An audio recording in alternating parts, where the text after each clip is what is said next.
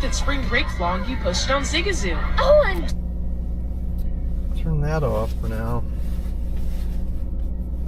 Turn this up for now. Cancel. I'm not gonna pair. Yep. Take a look at this. See what's up. I don't want a pair.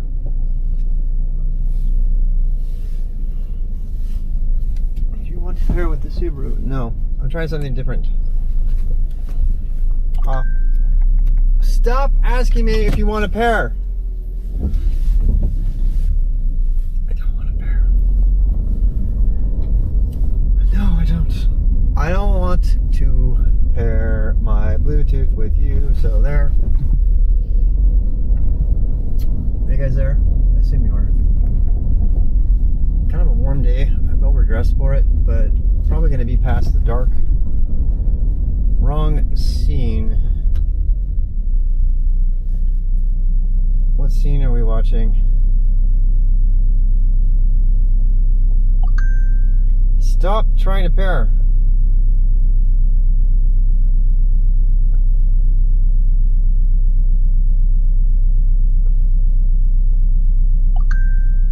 Oh, sorry, IRL.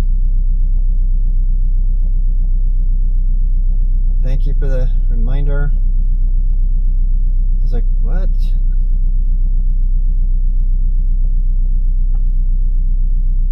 It says my real-time IRL is off, but I think that's lying. Yeah, there we go. Alrighty. We're using the Action 4. I decided to, since this doesn't cost me anything, I might as well stream the car ride. So, we're going to stream the car ride to go wherever we go. We can talk and stuff. What the hell? Stop trying to pair! Oh my god.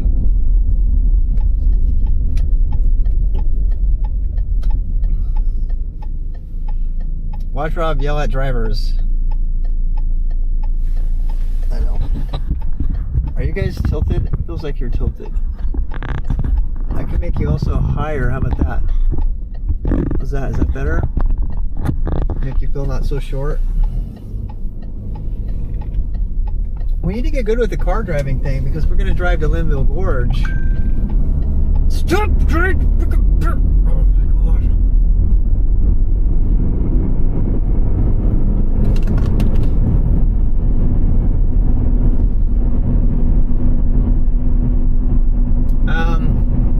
Maybe I should just let it pair. Call it a day. Then we can have the. I guess I should just let it pair. I give in. I give in, because then I can just listen to it on the Subaru. Yeah. I was gonna use. I just realized I don't. All right, fine. Pair and connect. Pair Subaru. All right, I gotta pull over for this. I gotta pull over for this. I'm gonna end up dead. Nobody wants a dead Rob. It would be good content, but it would only be one day of good content, and then the rest of the content would be gone. But so one day of really great content is not worth like losing a bunch of days of mediocre content from Rob. I know what you're thinking.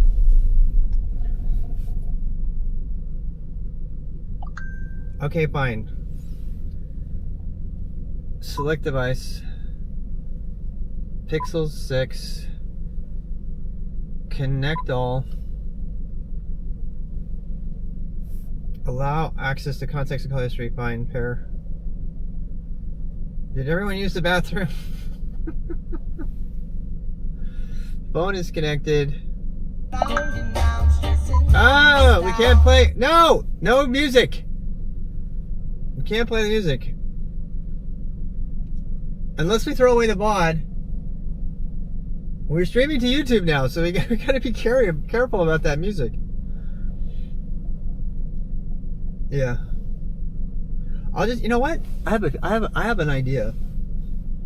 I have a smart idea. Wait, Where's my stuff on the screen? My stats are gone. My stats are gone. I'm gonna call my wife. Give me a second. It's because I changed a bunch of things. Give me a second. My wife's gonna save the day. She's gonna save the day. She's gonna yell at me, but... Hello? Hi, you're being streamed. Can you go look at my screen and find the thing that says stats and turn my heart rate stats on? You will not be streamed. The camera is disconnected. So. No, I'm... Are you asleep or naked or something? No. Okay, sorry. Just. No, I'm just looking. Is it there? I clicked the eyeball. Yeah, you'll see it on the screen. It'll have a little... I did. I clicked the eyeball, so check it. Well, you can see it. It has a circle. It'll be a little circle with statistics up in the top left. You see that? Here, let me go look. Can you see my heart rate and stuff? Yeah. Okay. Thank you. Okay. Bye. Bye. Fixed. Thank God for home. Stop playing music! That was very loud. I'm sorry. Spotify thinks. Oh God.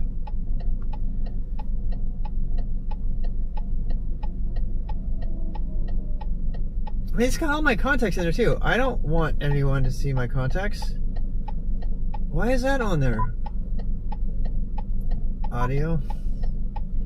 I wanted to stop randomly playing music every time. I stopped playing the music. Oh my God. Okay, I have a new idea. I'm not mad, I promise. I have a new idea though. This is my new idea. My idea now is to not stream to YouTube when I'm driving the car with the music on. And then when I actually get there, to restart the stream, because I have to change cameras anyway, change the camera over, and then I can start streaming, you know what I'm saying? So I think that's gonna work. Text to speech enabled. I think that's the new normal. Alright is on. I am RTL. It will not go away. It's like the music is gonna attack me. Oh wait, there's a police car. Ooh. I've never been down here. All options are open. All options are open, yes. I have never ever driven down here. This is a dead end. I wonder if there's any like mountain bike potential down here. Seriously doubt it. But must research it. Mostly because I can't turn around until I go down here.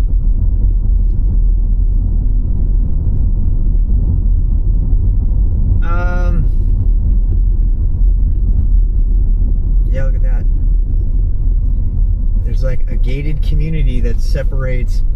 You know, they could have made that road go through and then people would actually have a way to bike over there. But nope. Not gonna do it.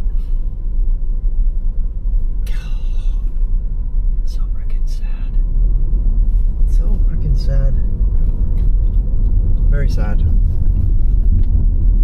What I was thinking of doing, my friends, is I was thinking of having like the car rides be a separate stream. Since I have to stop and start it anyway because of the camera thing.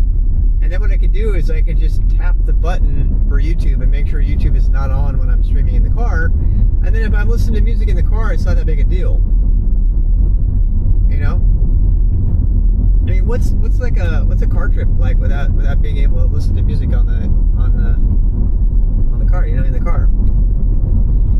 And then what we could do is we could only stream to, so like for road trips and stuff like that, we could keep the music on, and then the road trips would just not be, there'd be no VODs of the road trips. Road trips is premium content for Twitch people only. That's what I'm saying. What do you think of that? I mean, it's an option. option out there for the few people who care. I'm not a big time streamer, so who really cares? I mean, really. Also, I have another mic that goes with the Action 4. I'm going to be wearing that from the car, so I don't have to yell. Getting in the habit of like talking really loudly is probably a bad habit to get into. No fast biking for me today. I'm just going to have a good time. Get out there and get on the bike and go. See what happens. Yeah. It's been a great day today. I feel like we made a lot of progress on stuff. Also, we did our taxes. So we got our total income numbers between my wife and I. It's kind of nice to find out. We've been like progressively making more money every year, like substantially more money. So we're pretty good. We're way ahead of inflation and stuff. So I feel good. I feel good. I feel like things are moving up. Also, I had coffee.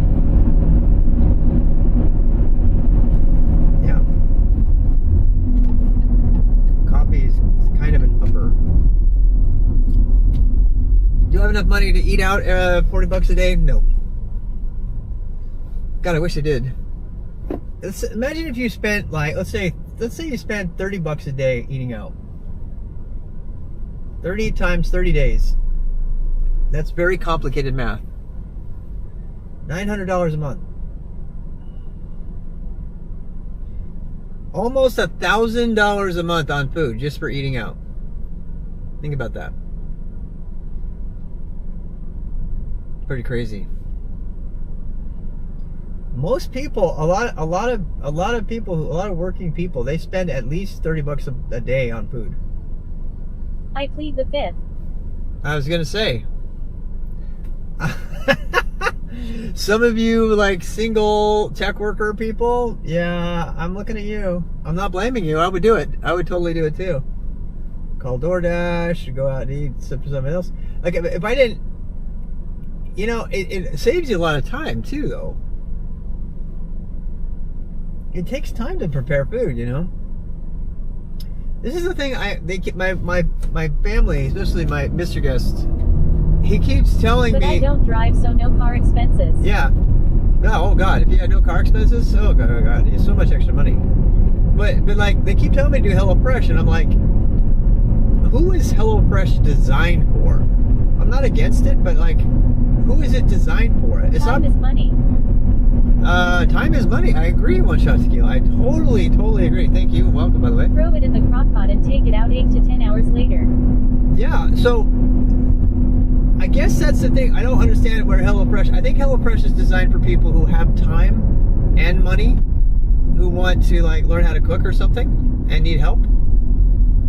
And I feel like that describes a lot of people that watch this stream. And my, you know, my family's like, you know, it doesn't hurt. You might as well just put HelloFresh up on your thing and have them, you know, use it. But most people don't. I don't know. It's like, I really don't care either way. But I'm always like, why would I do that? Why would I want to encourage them to do that? Why don't I just tell them how to go buy their own food? Why don't we go for a shopping trip together and buy our own food and stuff, and then we like make unique things, you know, from scratch without, you know, becoming dependent on HelloFresh.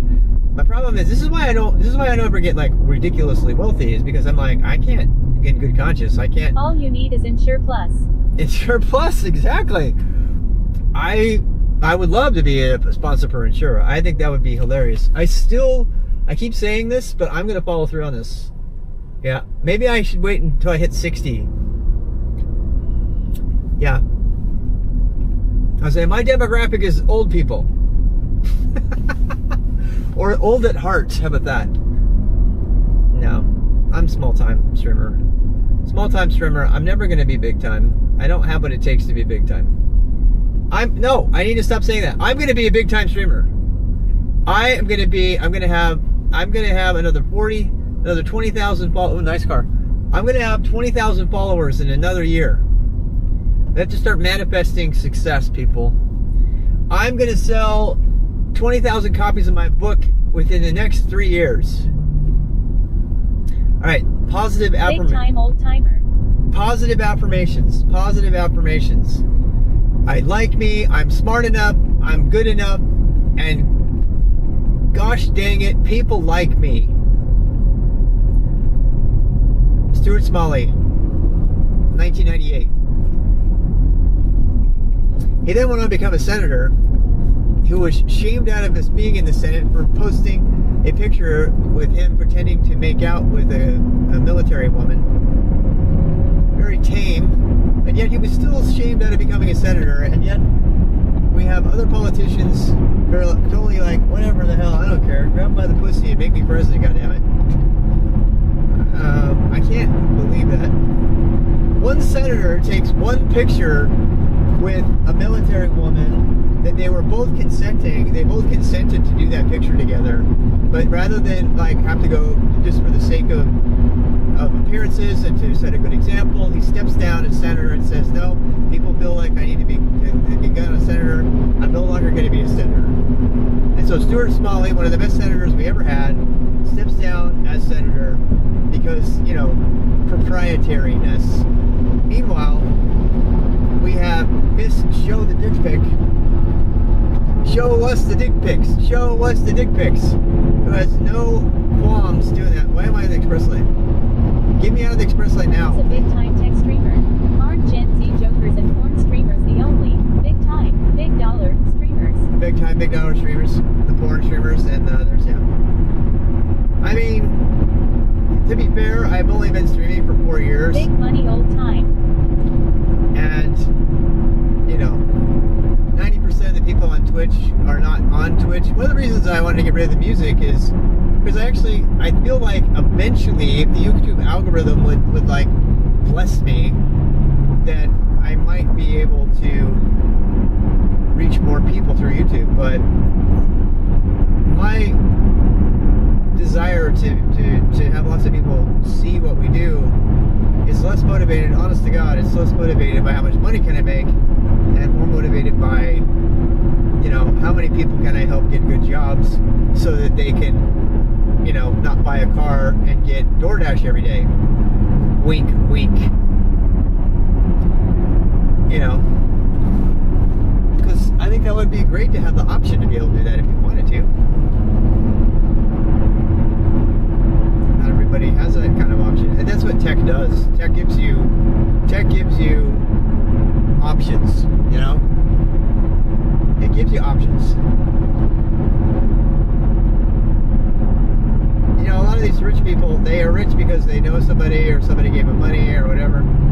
But tech stuff is kind of always there. Engineering skills. So, that's the thing. Yeah. Big money all the time. Aren't Gen Z ogres and porn streamers silly? Big time, big. Yeah. I mean, I don't know if they're the biggest of big time streamers. Yeah, you pretty much have to be Gen Z. I would just be satisfied with more than 75 average people. You know what's so funny is when I first started streaming, I had 300-400 people in my stream all the time. And everybody was saying, yeah, go watch Rob and stuff. And I totally burned that bridge because I was like, I didn't care. And I just let it go. But, you know, I'm kind of happy because that kind of filtered my community a little bit. My community is full of people that make me laugh and that I get along with. And I don't know if you ever notice this, but like when you're in it, when we go to other people's streams, like I visited other people's streams, and the tone of the stream is a little bit different. It takes a, you know, I don't know if you noticed, but I'm streaming to travel and Tech will outdoors. also help you start your own DoorDash. Actually, you totally start your own DoorDash. Hell yeah. That's what tech does. It enables you to do things you couldn't do before. And quite frankly, there are more people who are interested in tech who are also interested in the outdoors, which coincidentally tends to go together, by the way. In my experience, engineers tend to be attracted to outdoor hobbies. Not always. Some of them are gamers and stuff like that. That's totally cool. But in my experience, a lot of people who are attracted to engineering are also attracted to outdoor pursuits, particularly cycling, because it's Gen Zs are young and have time to kill and spend their parents' money. They can support other jokers who are bold enough to create trash content they watch because most of them still don't have life obligations and are lost. You know, a lot of Gen Z. Call it Rob Run. Yeah, a lot of Gen Zers are like that, and I'm not gonna lie, a lot of them are still living off their parents' money. And they're spending their parents' money. In fact, Facebook called them big whales or big fish or something. They had a name for them because there's all these people on Facebook that are spending their parents' money, and they've got kind of an open cart to being able to spend it. And you look at some, and that's not everybody. And I don't even want to judge them. I mean, if that's your situation, great, you know. But and it's not everybody. But I have noticed though that, like, I was streaming to Just Chatting for a while, and I like Just Chatting. I like the category. There are some people in the Just Chatting category, if you look hard enough, they're very interesting people. And I mean, you know, and then you've got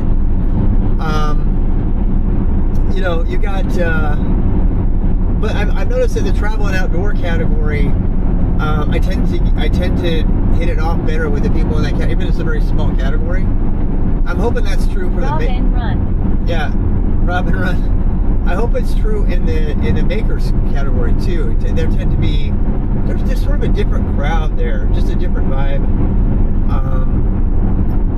Just the people in Just Chatting remind me a lot of the YouTube crowd. I hate to say this, but my experience with most people from the YouTube crowd who find me. But are they big time? Anyone from the Just Chatting gang? Yeah. Anyone from Just Chatting? Are they big time? I don't know if they're big time or not. Big time. I mean, you know, it's Sarah actually used to stream to Travel and Outdoors. She started streaming to Just Chatting again. Sarah Bridgewater.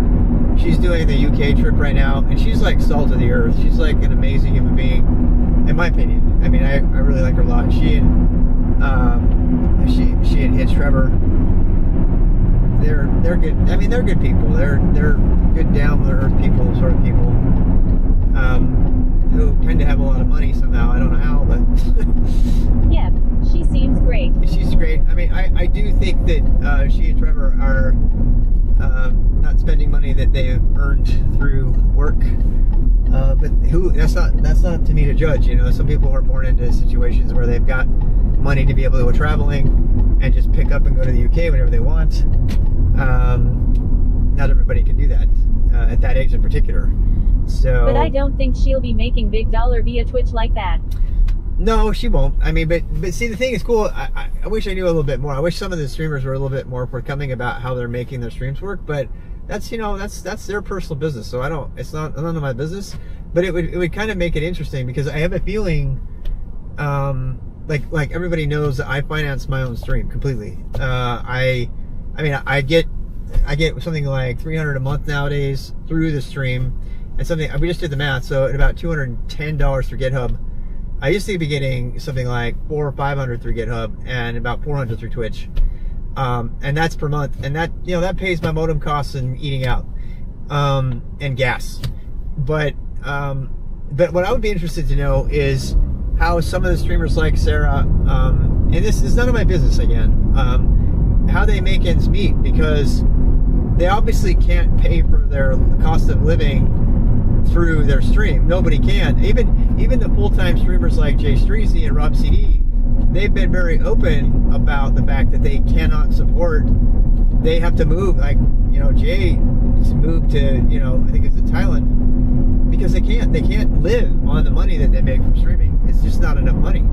And so, you know, I always wonder, how do they do that? And I think a lot of them do it through you know, subsidized income from their parents, or they have, like, it's not their primary thing, they got a secondary job, or maybe they have a part-time job. But the reason that I'm interested in it is because I'm, you know, getting ready to retire here. In 5 years I'll be retired completely. I just saw a whole YouTube thing about retirement age, and it was from a financial advisor. And I watched the whole thing. It's actually, I really recommend it. He said he made a solid argument. He's like, all the reasons you should retire as soon as possible. And because the government and everybody would have you retire later, and they would tempt you by giving you a higher percentage of money later. But this guy is like, no. He's like, and he cites like 10 reasons that you should retire as soon as you're capable of it, which also, in America, teenagers certainly 62. spend the dollar on random, nonsensical streams which their peers or slightly older people make. Again, goofing with parents' money. Yeah, I do think that it has to do a lot with the parents' money. I want to be careful of saying that though, because I know that particularly my generation, Gen X is particularly harsh on all the other generations, and for lots of reasons I agree with, but we tend to be pretty curt is the word, not nice to people. We are like, yeah, we tend to be pretty rough on the millennials and the Gen Zs and the boomers, and I think that's because we were raised to be extremely cynical. We had a lot of stuff happen in our generation. There's actually some pretty good stuff about that, about why Gen X tend to be. Boomers still axe everyone else more than Gen X emo. Yeah, boomers trigger everybody because they think that everybody should be a free loving. I mean, you got to be fair to be fair to the boomers. Honest to God, to be fair to the boomers, they got screwed up by their situation. They were raised by the really lame. I mean, they lived through the McCarthy era. They were raised when "In God We Trust" was put on everything. They were raised to think that nuclear family, Ozzie and Harriet, was real, which it never was real. There's a really great book about that. It's called I think it's Debunking the Nuclear Family Myth or something like that. What's it called? It's that he's a columnist for the. Oh God, what's his name? Yeah, that's true. And so the boomers, not only did they rebel against, they didn't have civil rights or anything. So the boomers, they're really messed up. I mean, seriously, they're like really messed up because their parents were alcoholics and war veterans who, and mothers who raised their kids. Their parents had it so hard, and then they come back and then they lived in the most affluent time ever. So they have this morbid idea of what affluence means, of what it means, and then they're totally screwed up in their expectations about financial independence. Plus, a lot of them rebelled against the problems. My money is on 50s. Gen A, the ones after Gen Z. Yeah, I agree. I think the Gen Z ones will finally come around. If we can get them to engage.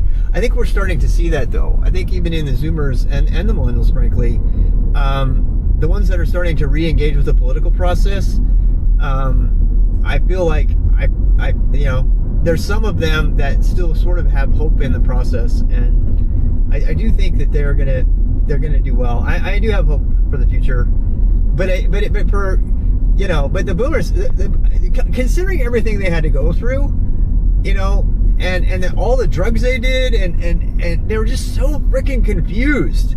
I mean, seriously, they were really confused. A woman couldn't even have a credit card until 1976 without a man signing for it. Think about that for a second. Let alone, the civil rights movement. There was just so much stuff messed up in their generation when the way they were raised, and they were raised by, quote, the greatest generation, and the greatest generation did amazing things. But let's be real, the greatest generation had one thing: defeat Nazism, or defeat, fascism in the United States. Everybody had the same unifying thing. They all were going to go to war. They were all going to go die honorable death, and everybody was unified. I mean, then you had, unless you were Asian in America, and then they stick you in a camp. I'm talking from a European perspective, but I know what you mean. Yeah. I mean, it's kind of, it gets messy. It gets messy. So. But I think the one thing about the greatest generation, as horrible as it was, is because they had especially the WW2 approach. Yeah, I mean, would I want to have a singular purpose in exchange for going to war and possibly dying or sending my children to war? Hell no, I don't want that. Seems like a lot of people here. I would not want that. But I'll tell you something. the one thing that they had really going for them that all the other generations have not had since then is they had unity of purpose. So the people who had to live through the war, for the most part, the people who fought in 1942 and everybody, they had unity of purpose, and it was a good cause. I mean, no matter how you interpret the different wars and stuff that happened and the internment and everything, for the most part, there was one solid unity of purpose that drove that entire generation. And even though they came back totally messed up with PTSD that they couldn't talk about. Exactly. And they had all this other crap going on in their head. That's why the boomers are so fucked up. Sorry for the French there. But the boomers are so messed up because the generation right before them had this unity of purpose that kept them cohesive as good versus evil.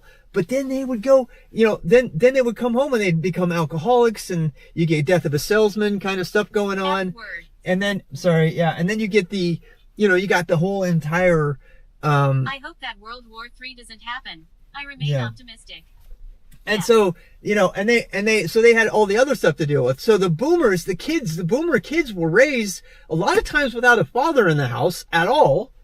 And then when they did come back, they were raving alcoholics like my grandpa, who was also a salesman, tried to sell vacuums and couldn't make ends meet. But they were still kind of, financially better off, even though, because they could still manage, but they had to deal with all that. And then those poor kids had to be raised with one parent in the house who was really preoccupied with whatever was going on, in the war. And they didn't, and then they had the whole 50s, just shut up and, kind of do things. So and then they come back and those kids are watching all these things about how perfect all the families are, and they're looking at their own families and they're going, no, my dad's falling apart because he's a war veteran and he can't talk about it. And then they saw Vietnam, and then they backlashed against the whole thing, and they didn't know what to do. They had all this money, they had mixed, then they end up dropping F-bombs.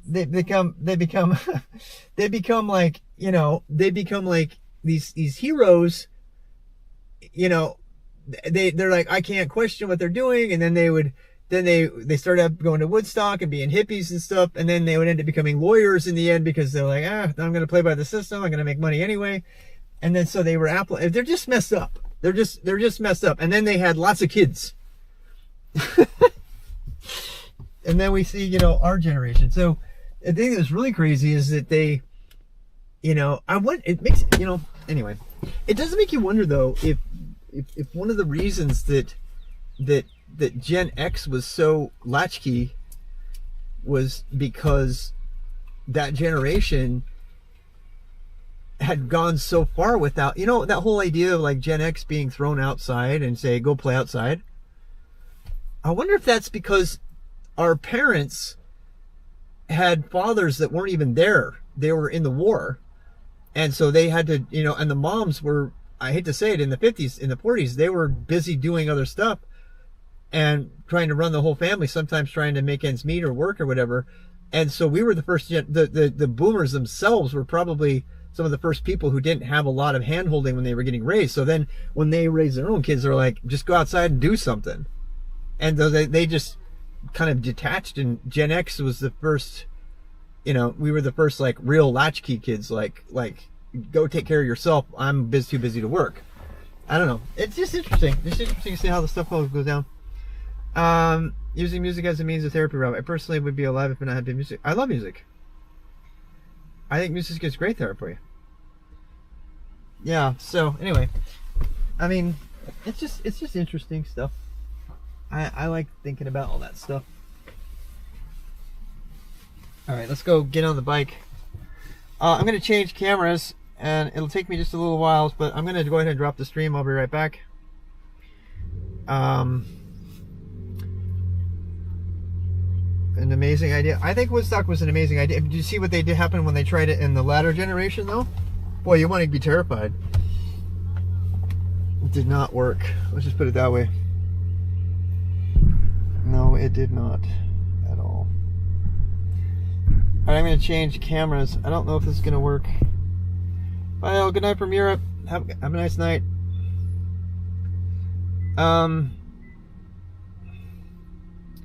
I got my earplug. I'm gonna put my earplugs. I gotta do some different things this time, so yeah. I don't know how much time we're gonna have on the bike today, but we're gonna go out for a little bit of time.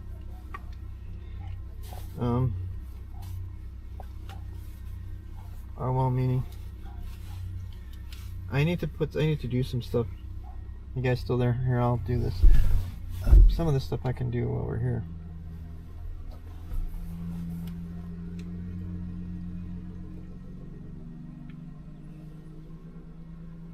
All right, somebody say something. Let's see.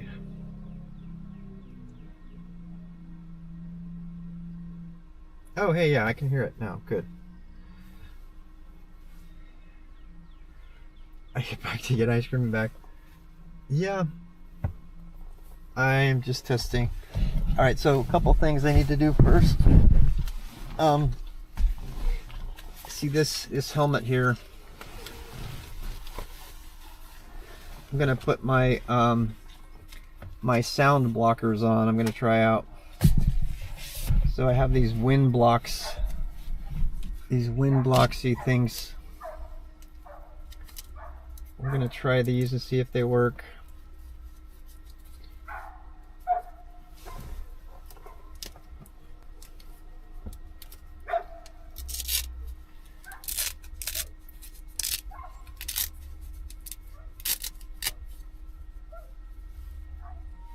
Yeah, they go on the sides here. So, as I understand it, they're supposed to go like this. Wait, that one's on the other side, I think. Yeah. They kind of hug your face.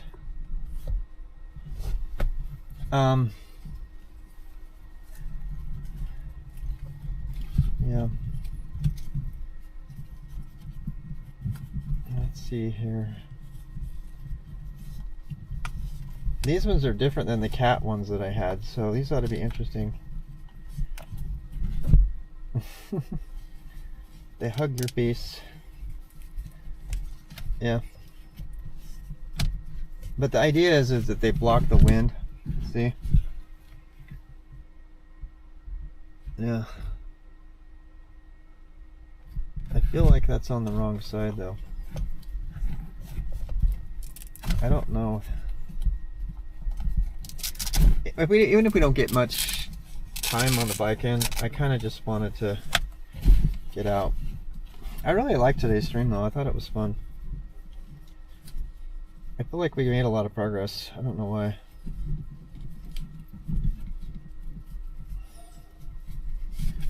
There we go. It's got kind of a little curve to it. You see that? It's got kind of a curve. Got kind of a curve going on. I think that curve is to break the wind. Haha, I said break wind. I like these better because they don't make you look like as weird, you know. We're gonna see just how well these things work though. But they're definitely more of a permanent solution than my dead cats that I had before, and they definitely don't look as weird.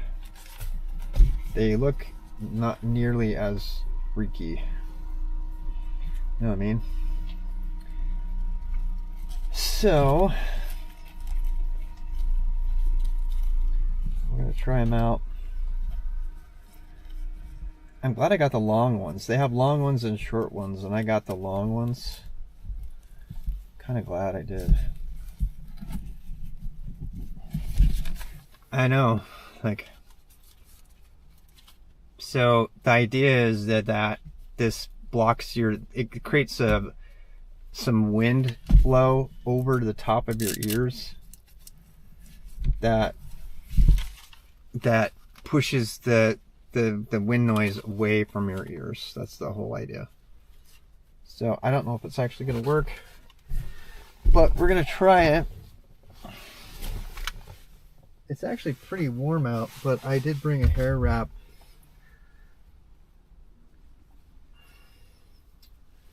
Because I don't want the divot in my forehead. I have this like forehead divot that continues to grow.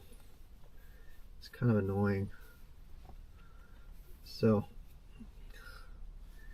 I'm gonna wear this over my ears a little bit.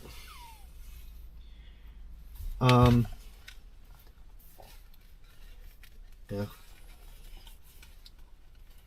I gotta turn my light. No.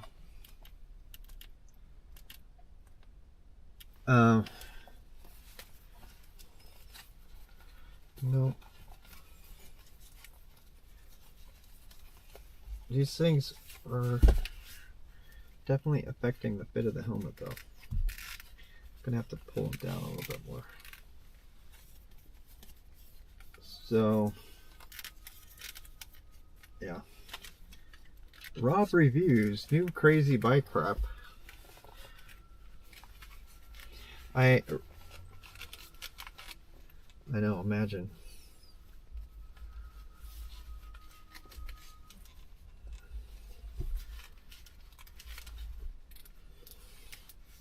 Oh my god, Superbang, you're crazy. That's awesome.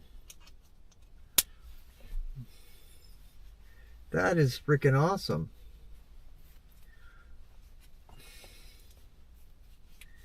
Okay, I'm not gonna lie, it looks kind of cool.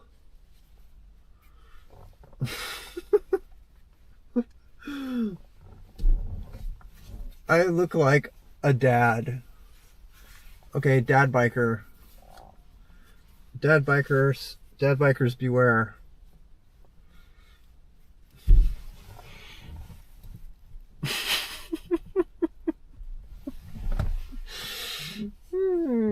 I look like a dad biker. You know what? I am a dad and I'm a biker, so there, I don't care.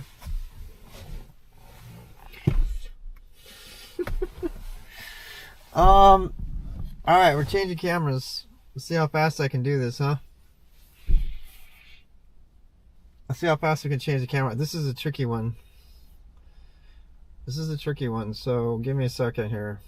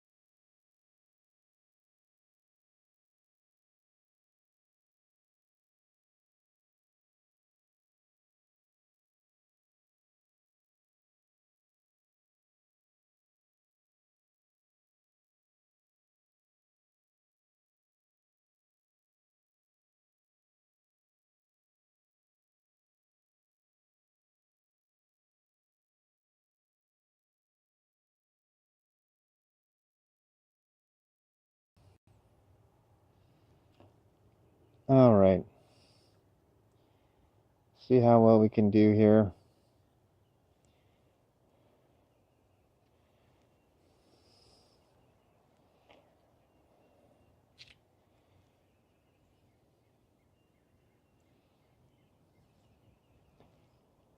Yeah, but that's, you know, I had to do lots of stuff. Yeah, I had to do everything. Literally everything. Oh, God, my pants, all my pants are falling off on me big time these days. I know it's a good problem to have, but it's still not fun. Anything in here I need? Oh, I need shoes. I need shoes. I forgot my shoes. Wait, where's my shoehorn? Oh, thank God. I need to clean this up.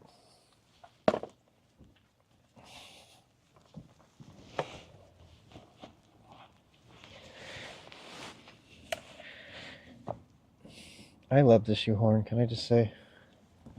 It makes it so much easier. So much easier.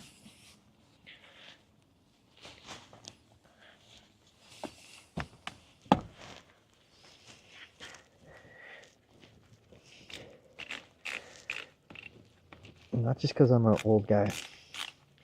These specialized fancy torch series, these are hard to put on.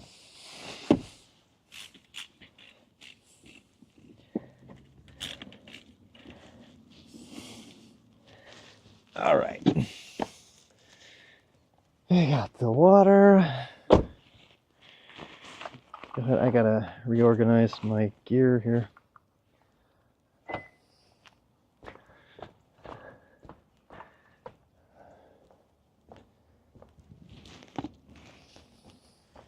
Did I tell you I lost one of those at the Taco Bell?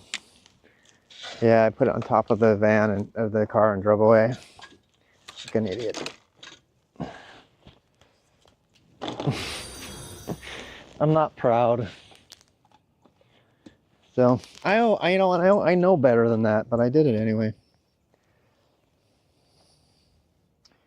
Totally stupid. Stupido. Estúpido.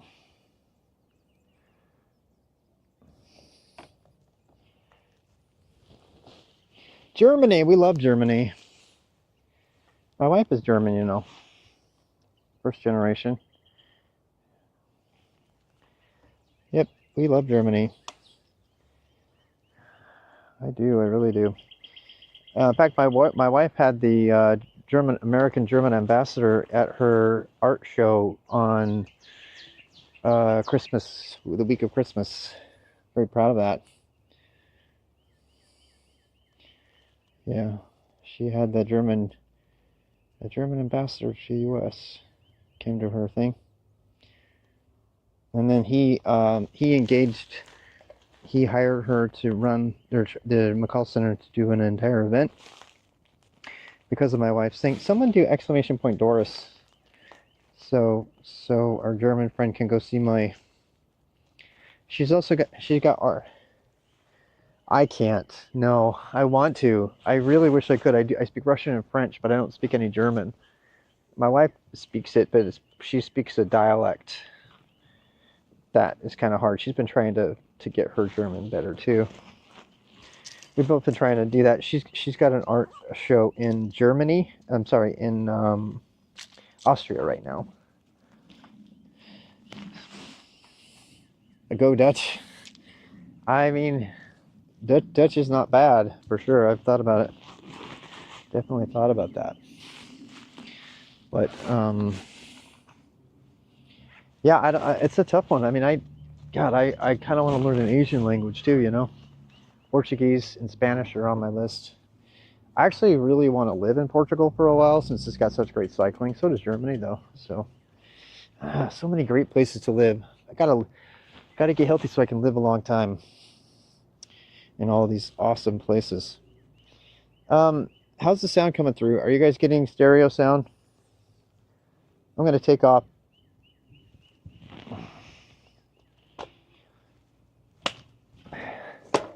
Hey, Jalopy.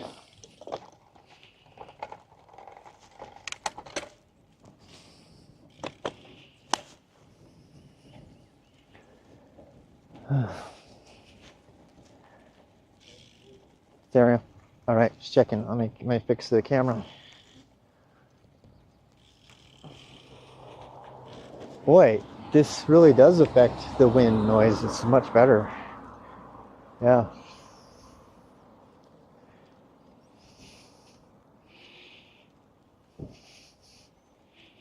Eins, zwei, drei. That stuff I learned.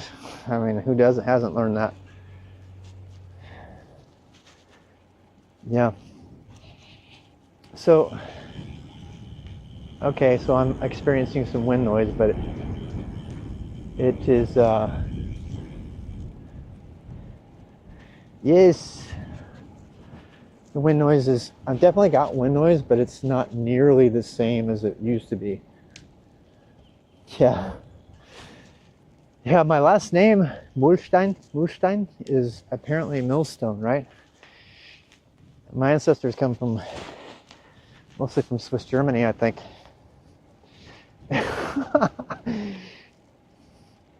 Are you getting stereo wind?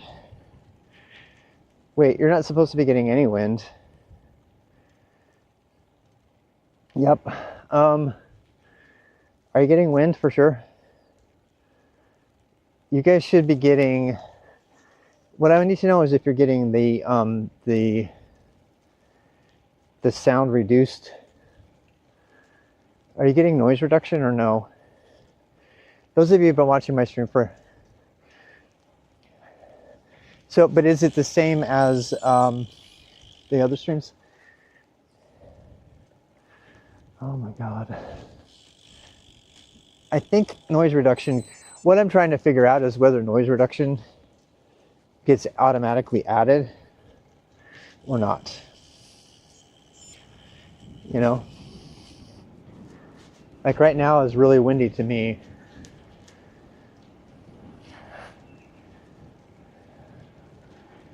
Really? Really?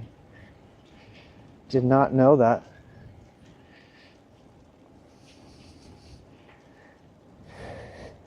The only one I know is is David Hasselhoff.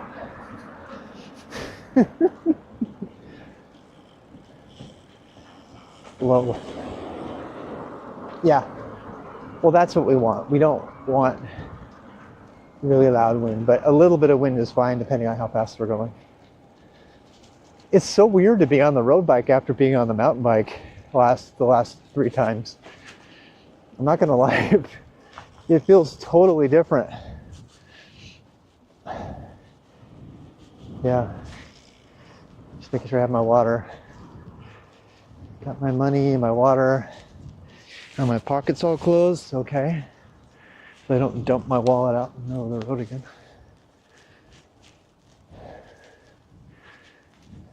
Really? You have to learn Frisian? But if you at the willfulness, do I love Germany? Oh, I love Germany. I would live there in a heartbeat. Yeah. I love it. I want to live there. I almost moved there. Oh, look, they're getting married pictures.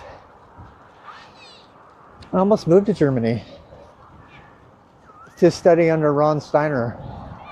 He's a really famous Ashtanga yogi.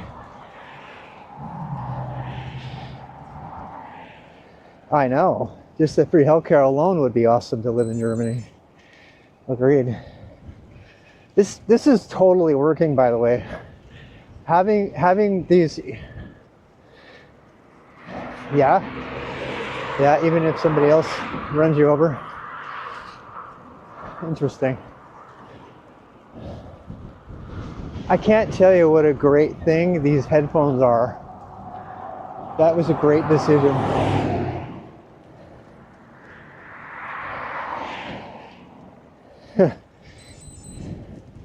Having these earphones in makes it so I can hear everything the TTS is saying extremely clearly, and so it doesn't sound confusing for everybody else. It was a really great decision to do this, and I haven't even turned on the music yet.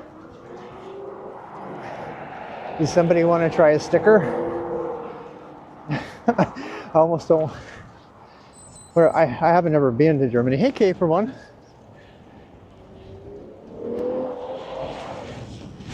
Oh, I can hear them. Guaranteed. I can hear every car right now. Yep. What is that? That sounded like a squeaky spring in a bed when people having sex. What does that say about me? Psychologically, it's like I'm a problem, like really messed up somehow. It's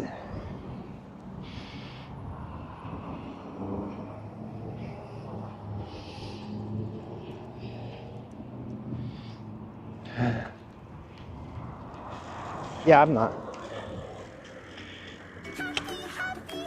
It's Sunday after all. We oh, there's happy. Yeah, I can totally hear it. Yeah. I am happy. I'm having a great day today. I hope it doesn't change. I'm having a legitimately happy day today. Oh my God, my sound is only at 40% too. I've got lots more that I can turn up. Oh, I'm having such a good day. This day, actually, no, I don't want to jinx it. I'm not jinxing it. I actually started this day. Nico boy.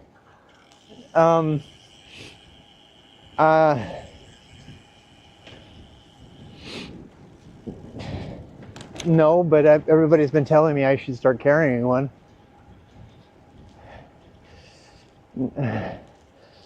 I don't know about that. Yeah, we haven't had a bumpy start so far. Maybe it's because the day started with, yeah, my wife attacking me. I love Sundays. I'm really enjoying my relationship with my wife lately.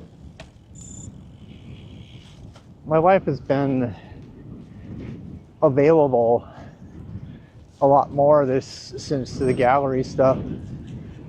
She and I, we watched 2 movies last night. We watched 4 hours of movies, and the night before that we watched like a couple 3 hours.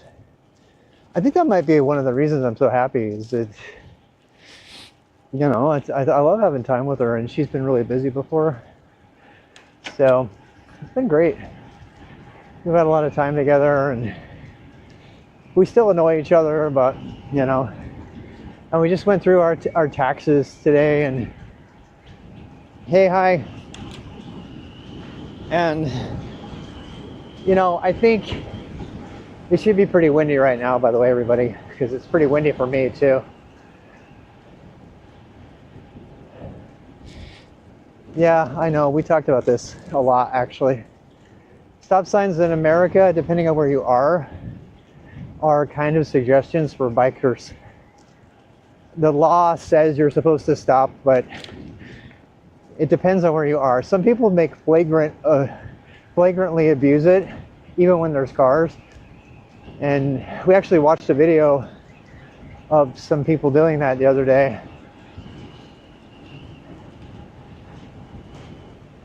Спасибо вам тоже. You too. Have a nice one. Great. Thank you for stopping by. Are you leaving because I ran the stop sign? Just want to make sure you're not offended by my running the stop sign. But thank you for stopping by.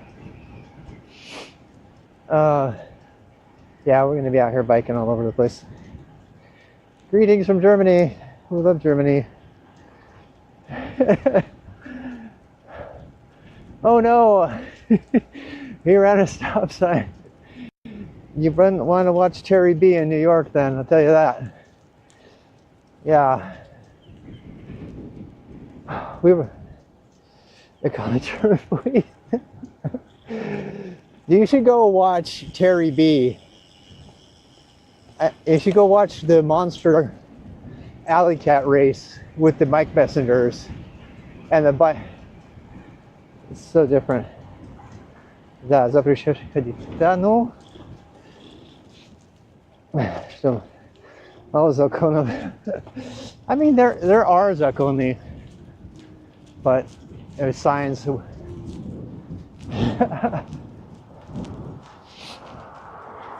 There, I mean, you know, like so many laws in America, kind of depends, you know. Yeah, Dimitri, Dima, I don't know if you were here, but we were watching Terry's monster. Did you see Terry's video with I forget who it is, but did you see him run into the car this last week?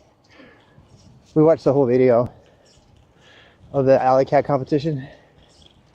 Halt!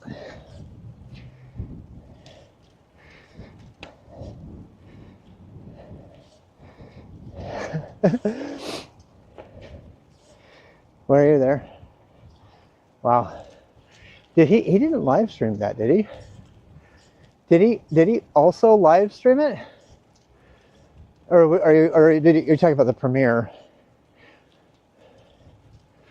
Did he do that video as a premiere, or did he do an actual live stream? He live streamed it from his head? Because it's got the 4K. He must have recorded it and live streamed it at the same time then. That's cool. Yeah.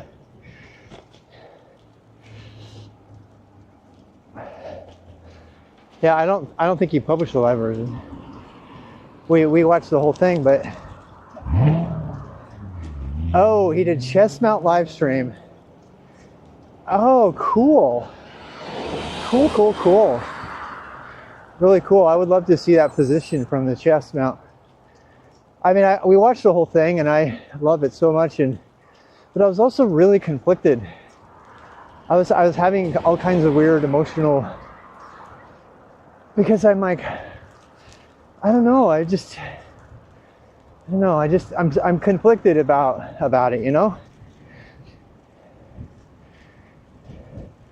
Really? The people on the internet did? Well, that's what I was afraid it was going to come out of it. Yeah. I don't know. I'm struggling. I'm really struggling with it because I think Terry is an amazing human being. He's so talented, and I love the whole Bike Messenger vibe, and I love all the cycling and everything, but I got to tell you, I'm having a hard time getting behind the idea of, you know, what can I get away with in that, you know what I mean? And it's not Terry that's doing that. That's just it's a core part of the messenger culture. And I don't know why, maybe because I'm an old fart now, I'm uncool and everything, but I'm having a hard time with it, even though I love, the Bike Messengers are my favorite people to hang out with. And I don't know, kind of a moral dilemma for me. A little bit of conflict. Speaking of Bike Messenger mentality, here's one of those cases where I have to survive. You know? I mean, it's a controversial topic, so I have a hard time even bringing it up because I don't want Terry or anyone to think that I judge him or think less of him or anything. I'm just personally having trouble. I'm kind of conflicted about it. You know? It's so funny because we get we get Germans on the stream here who are like, you just ran a stop sign, I'm gonna call the cops on you. I'm like, dude, there was nobody there, it was a suburb, you know? It's just so different, you know? Anyway. I mean, I do have an interesting question though. What do you think? We were talking the other day. Do you think that there's any way that bike messengering could be no cop, no stop? Yeah, exactly. Yeah, hi Punchy Cat. I'm in Cornelius. Yeah, this is Cornelius. Actually, if you do exclamation point route, you can see right where I am. Oh wait, did I? Yeah. Yeah, I know. I had a guy blow through a stop sign and just about kill me. that person right there, I guarantee you they are the same kind of mindset. Anybody with a loud muffler like that, they think that they are the exception. That they think that they can make their muffler really loud. If everybody made their muffler like that, loud like that, nobody would be able to hear anything. But they think that they're the exception to the rule, you know? And I don't see how you can think that you can violate noise pollution laws is okay and nobody else can. Motorcycles do it too all the time. But the problem I have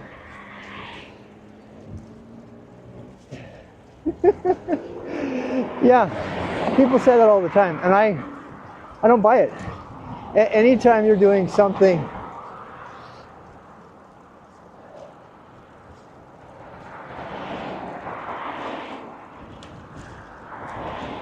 I agree.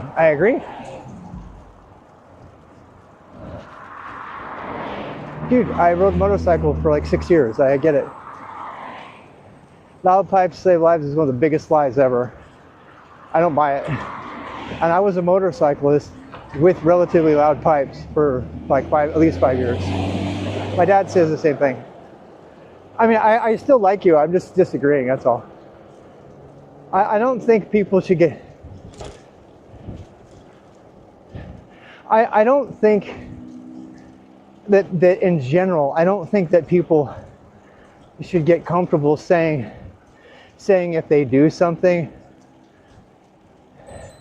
Yeah, I don't feel comfortable with anyone saying I'm going to do a thing, and because I'm the only one doing it,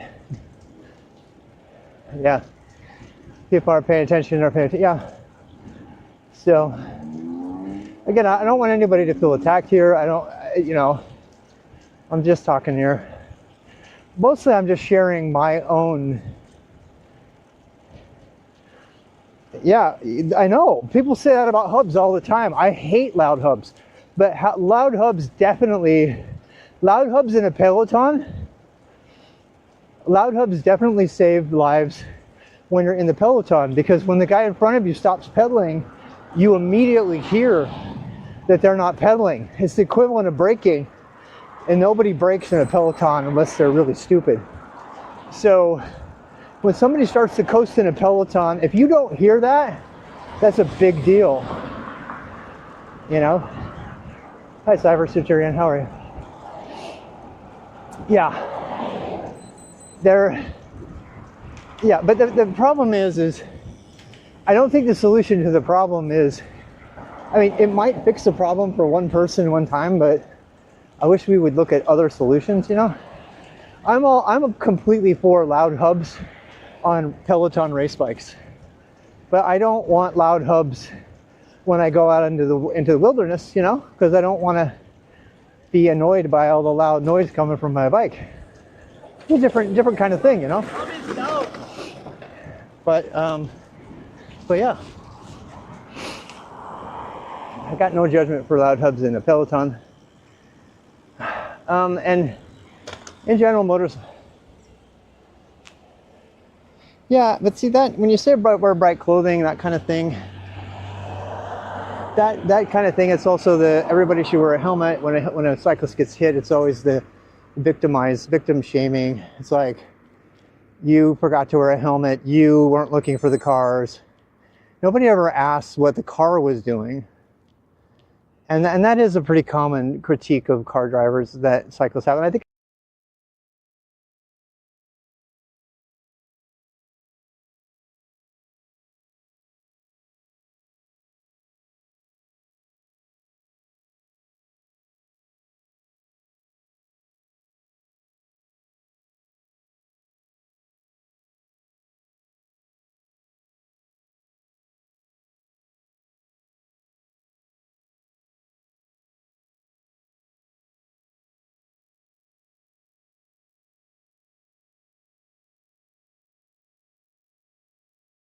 yeah, they must not have agreed with me. Are we back? We should be back.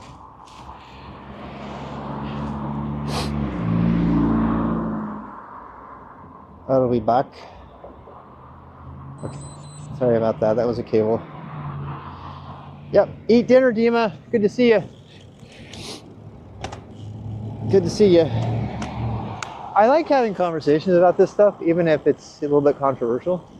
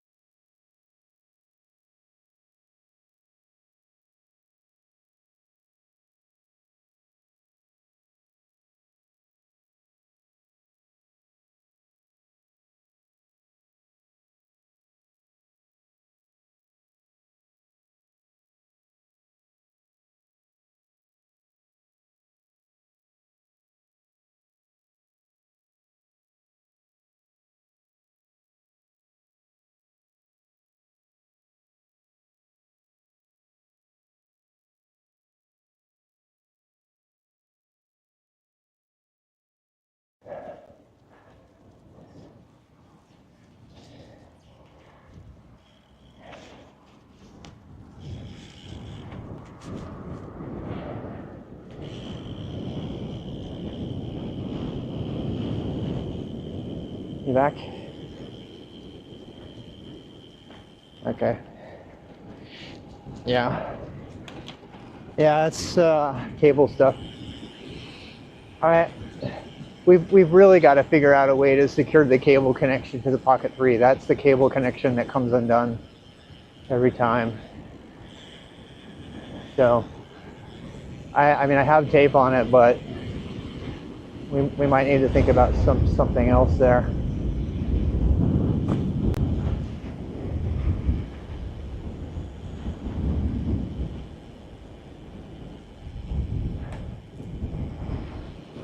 I wish they could make these headphones like fit inside your ears. That would be even better.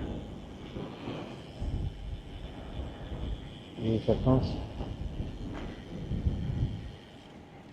Oh wow, it just got really dark.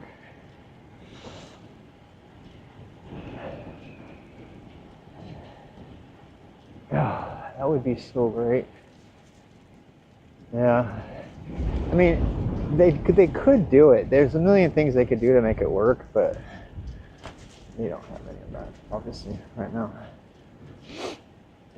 I do kind of want to see what the music, how that works. Let me turn the music on while we're here. I'm going to go ahead and do some beach chill for me. Yeah. Oh, damn. Music is amazing.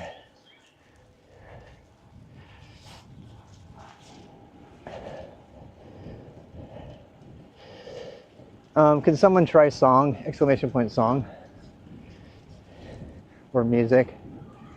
If anybody wants to follow along with the music I'm listening to, they can go to Discord and they can click on my name and see what, I know. No, I know. You can't hear the music, you have to see your own music. So, yeah. The thing I don't like though is it turns off. Like, it just did it again. Yeah.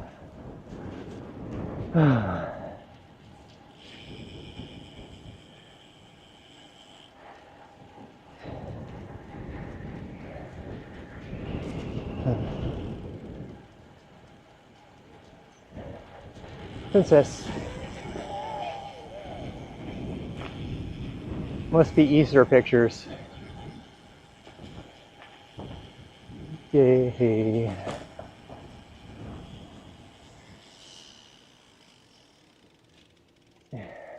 Go ahead.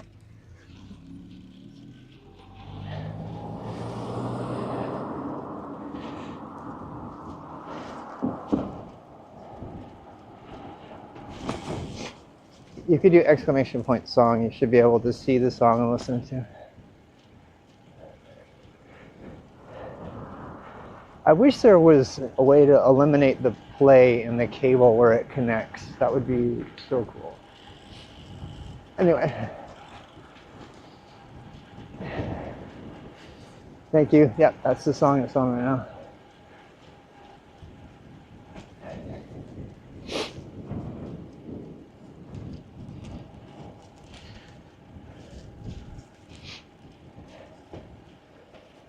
Get on with it.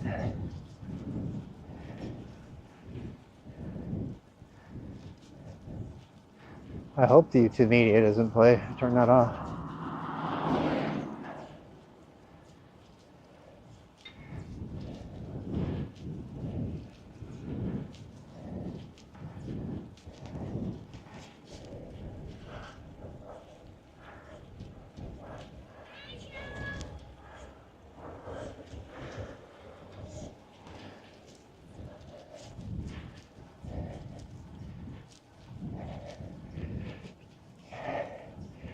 We were going to have a Discord jam, but we decided against that. I decided against that. No music. Yeah, we went and said, if you want music, you can play your own music. If you want to hear a song I'm jamming to, you can go look it up. That way I can stream to YouTube. More importantly, though, I can hear it. Sorry for the heavy breathing.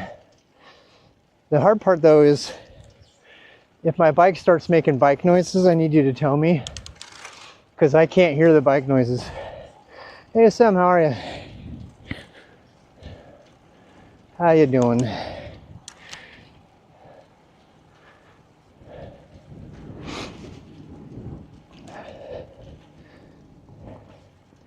Yeah, I am already. You can't do it right now.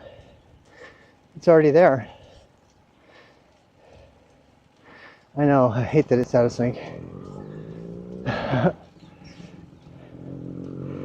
If you do exclamation point music,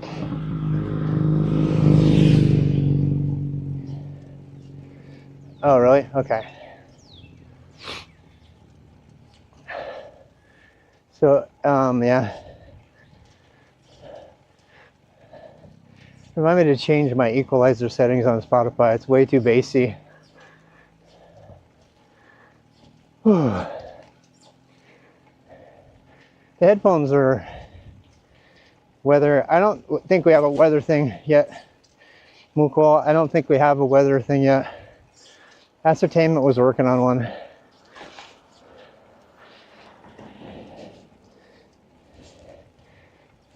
Yeah.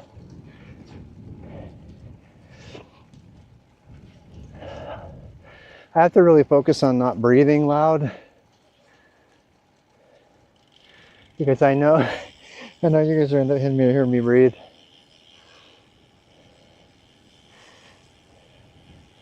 A lot of changes today, so checking all the changes out.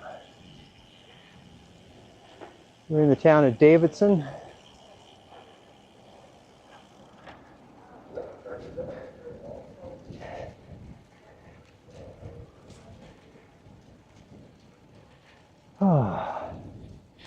Music just randomly stopped again.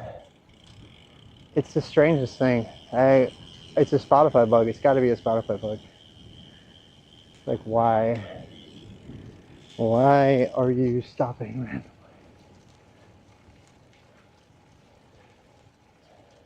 Subaru.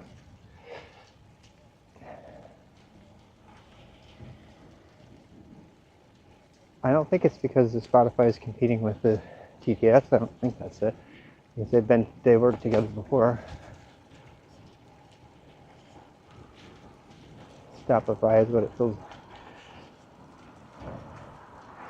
No idea. Spotify just slowly stops playing a song. It does. It even fades out when it does it. And I've read about it is a nice city. This is Davidson. This is a college town. Yeah, lots of kids out at college right now. I wonder if it'd be worth going around campus. We're probably going to skip that today because we're a little tight on time. But yeah,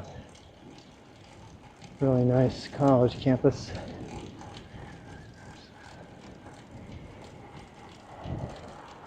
I feel like something is, my best theory is that something is interpreting itself as a mic and it thinks I'm trying to talk to it or something, but I can't.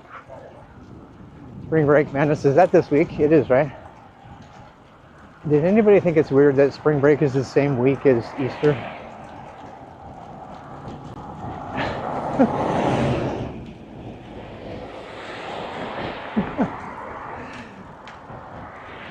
I mean, talk about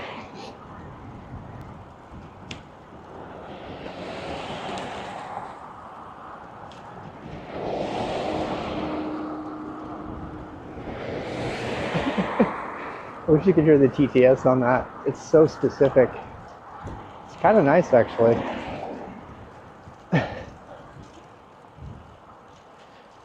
Yeah. I mean, it does, you know, I don't know. A bunch of horny college kids getting laid in Florida the same week as Palm Sunday. Yeah. If my nose is doing anything weird, it's because, yeah, I have allergies, and there's lots of allergens. The cyclists in general, they tend to have a lot of sneezing and stuff because of the, I don't know. Yeah, we go a little bit faster here.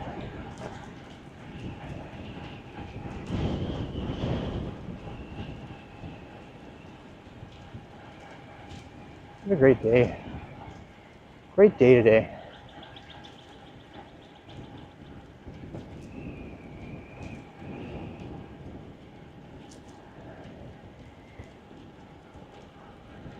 All right, plug your ears. Plug your ears. Get rid of my sniffles. I still feel like the shadow of this Pocket 3 looks like an alien sticking out of my chest. It looks like the little alien baby coming out of my chest because it's got a little tail and everything.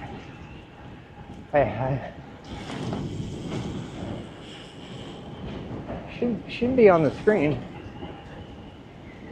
The top right. We talk about how many total.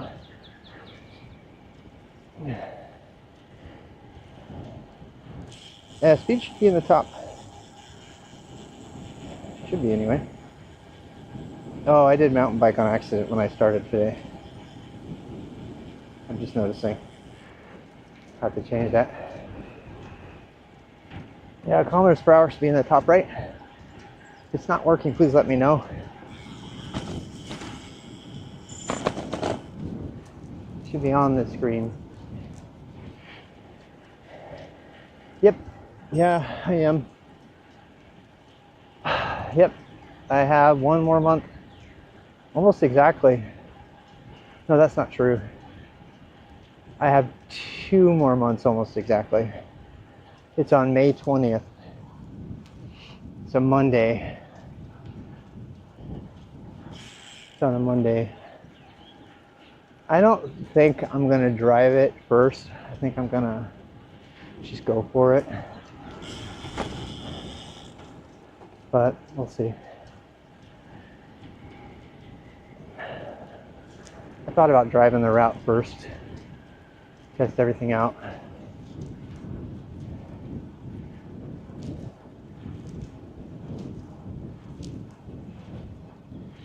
Oh, you like it? It is pretty pretty. We're headed through some pretty nice, you too. Headed through some nice, rich neighborhoods. That's why they look so nice. I always have to say that because I don't want people to think everybody in America lives like this. They definitely don't. America is very, very, very diverse, depending on where you live. I mean, if you think about it, America is bigger than Europe. And it has, in my opinion, it has just as much diversity culturally as different European countries. I mean, if you like compare like Los Angeles to California, to Oregon, to Utah, Colorado, to Oklahoma, to Minnesota, to Florida, to New York, to Texas, and you think for a second, all of those states are in the same country. But anybody in America will tell you how radically different the cultures are in those states. Yeah, they say it's a melting pot. Hopefully it is. Should be. So, I mean, and the thing about America is you can go to, well, yeah, that's true.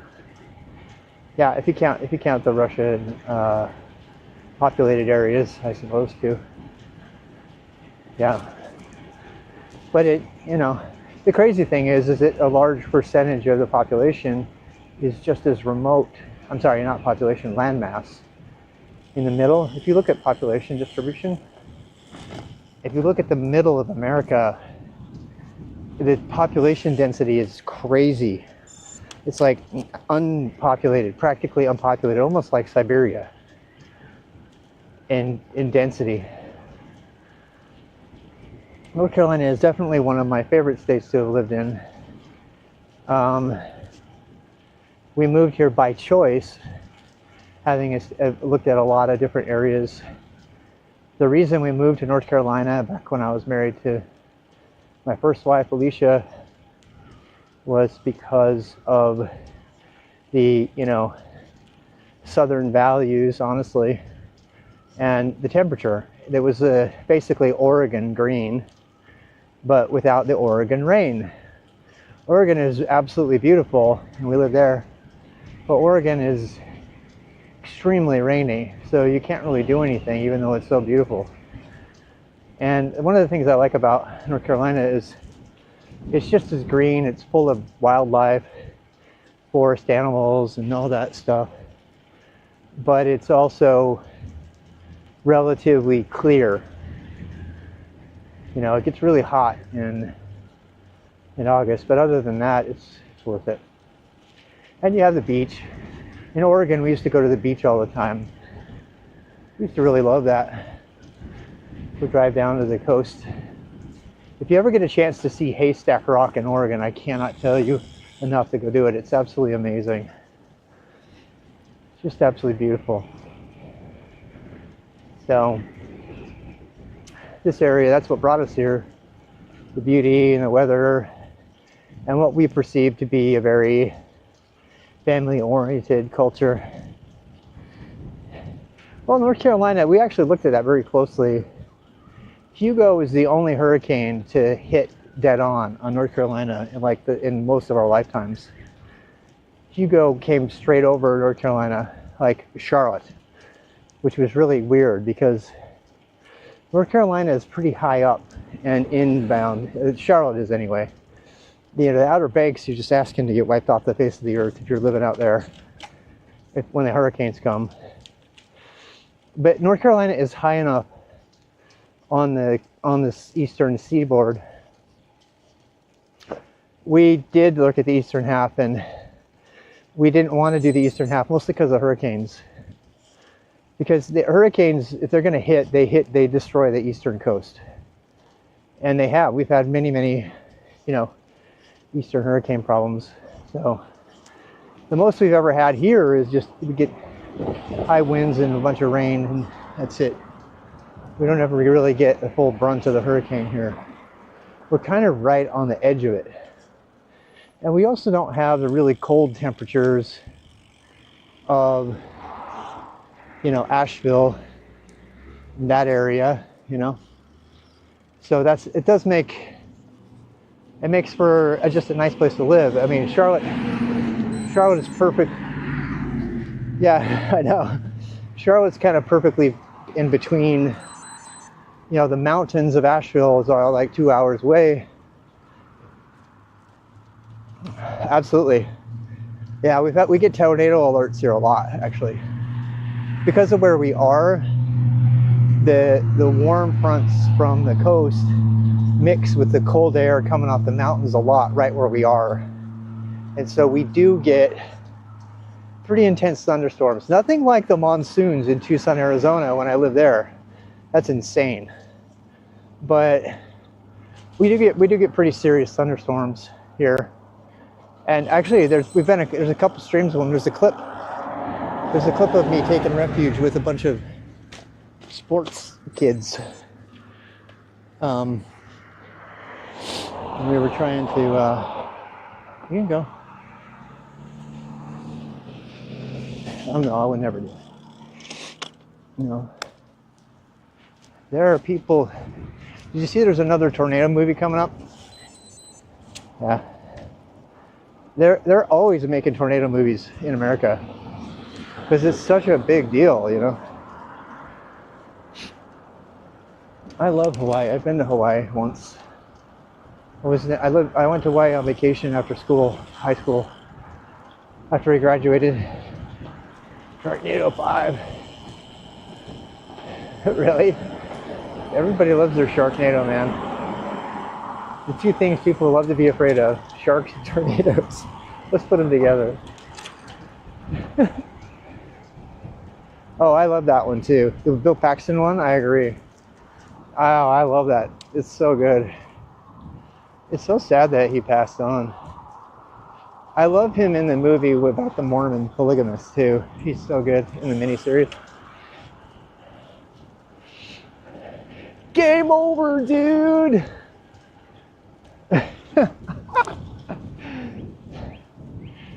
Yeah. He's amazing. Ella's got Helen Hunt in it too, right? She kind of just went off. She was so hot as an actress for so long, and then she just kind of said no more.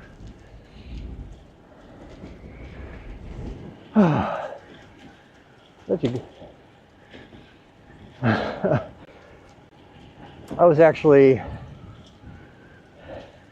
I was swimming off the coast of oh, hi Devenzel.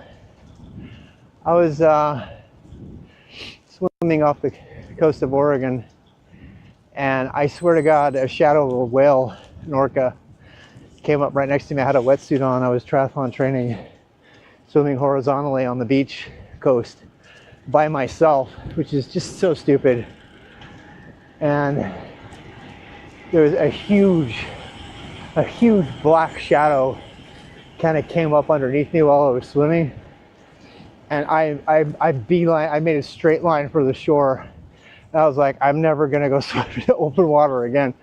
We're talking about, because if you think about it, you know, I was wearing a wetsuit and you're splashing around like a seal that's been hurt. And there's all kinds of orcas on the coast of Oregon that hunt seals. And, you know, did you see the stuff about the orcas killing the great white? They're deadly, man. And they mess with their prey big time. They're way more dangerous than a great white shark. Because they're organized and they're mean. Orcas are mean, man. They like kill their seals and they'll throw them in the air, and they're just crazy mean. There's no more Free Willy. Free Willy. Yeah. Oh, is that that's alien? Yeah. Game over, man.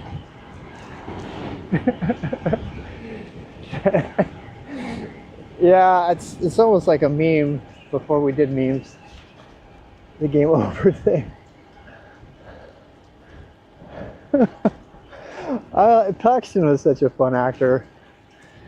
He was really fun. Oh God, yeah. Her too. Yeah. Oh no. Yeah. He was in Aliens. That was the first time we got to see. I mean, that was one of the really first. It was like Alien kind of set the standard for badass women. I mean, come on, Sigourney Weaver. Sigourney Weaver all by herself redefined the American heroine, you know? Seriously, she is so badass, and everybody's like, hell yeah, you can be sexy and badass at the same time. And then in Aliens, they're like, okay, how can we put some more badass women in this movie? And they put that gunner chick, what's her name? She's the same person who defects from the military group in Avatar. I think that's the same woman. No, it's a different woman. I'm mixing them up. They're both Latinas though. And she got that big old gunner. God, she was so badass. She was really cool. Get over, man.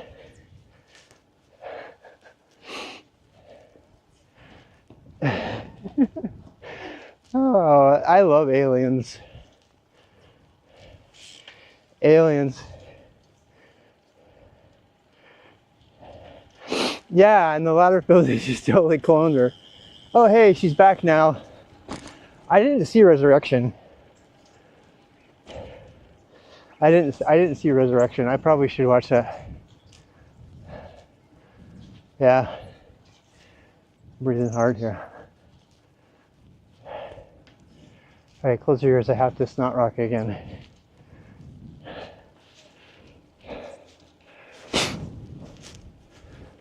I think it must be allergies. I don't know.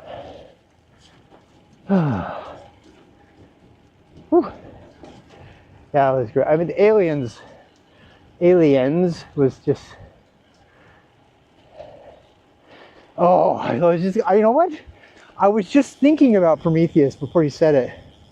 I was trying to think of the name. The other Ridley Scott one. Then what was the one after Prometheus? Oh, there was another one. What was the name of it? I can't remember.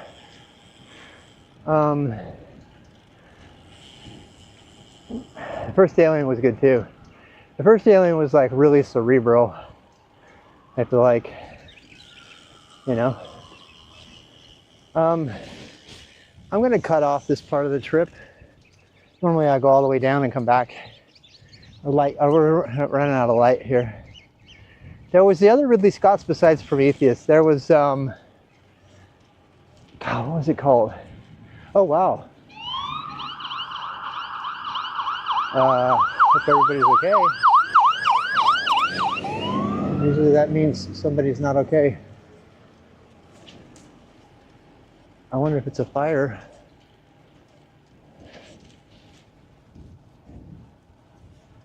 Fire marshal got called or something. Look at how pretty these blossoms are.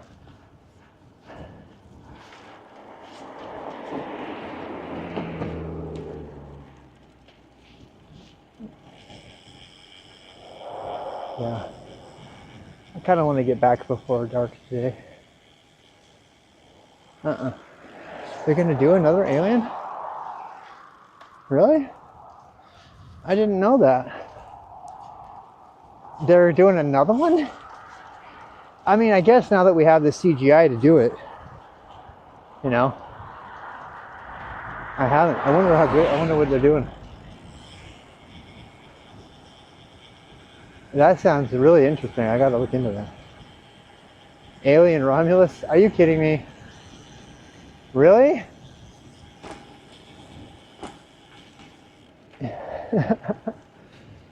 It's almost heaven. Hey, we should put some John Denver on. West Virginia.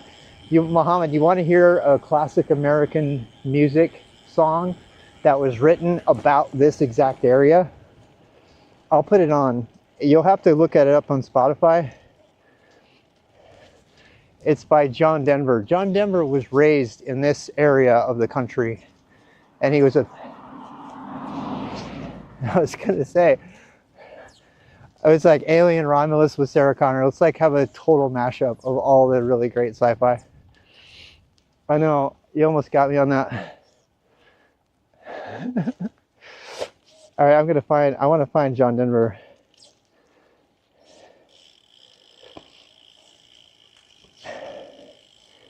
Let's see here. John Denver.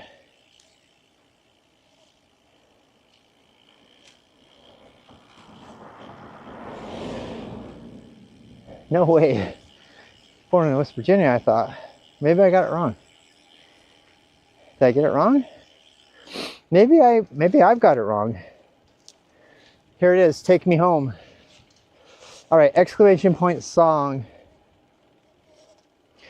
It's Virginia, Rich Mountain, Shenandoah River. Exclamation point song. Older than the trees.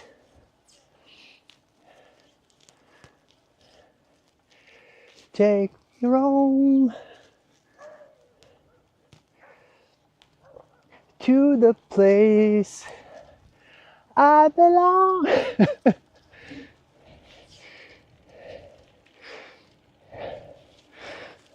You remember when John Denver was on the Muppets? I'm really dating myself there. Around me.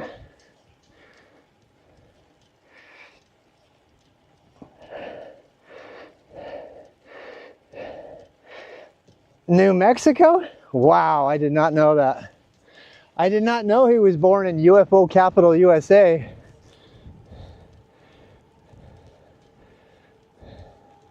Roswell, New Mexico is in every single sci-fi that has aliens landing on America.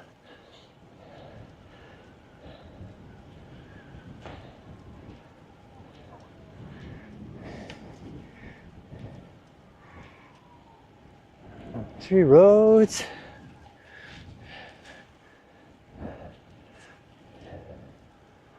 She calls me. It's all long ago.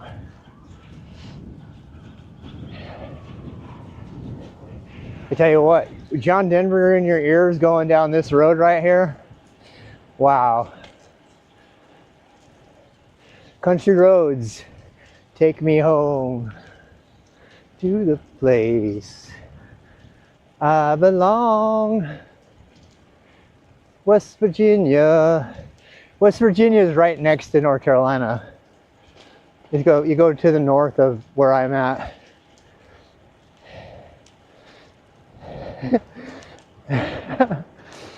Programming is fun too. It is. Programming is good too. It's all good. Balance. About balance, right?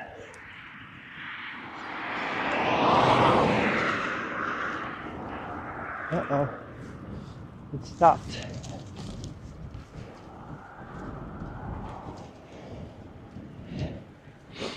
Speaking of country roads, to the right, up ahead, we'll have cows, Angus beef, black cows.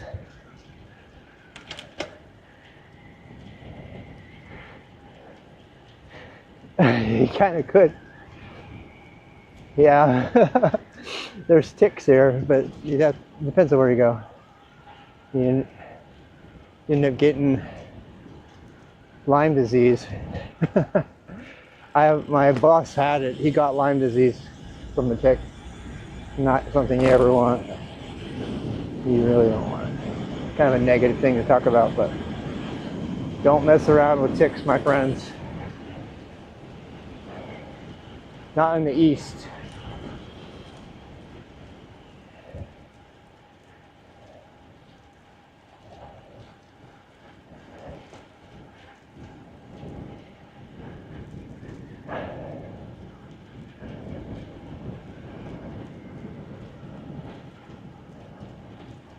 Black Farm, established 1823. Hey, look, golf cart. Oh, it's not a golf cart, it's an ATV. Somebody's riding their ATV around.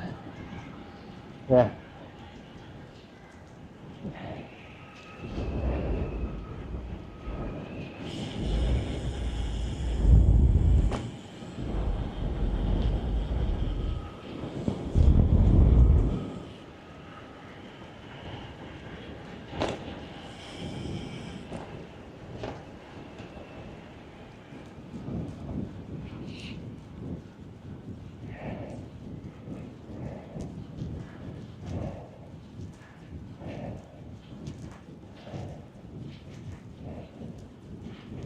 No, I would love to take flying lessons.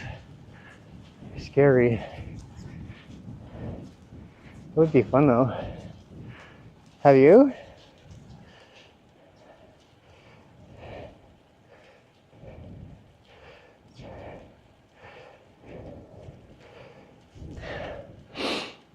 There's some horsies.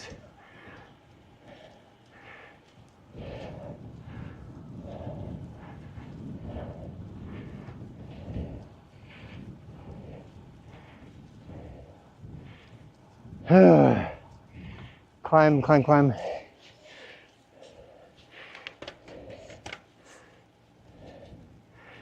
Whew. Pretty scary stuff flying. There's an airstrip right close to our house.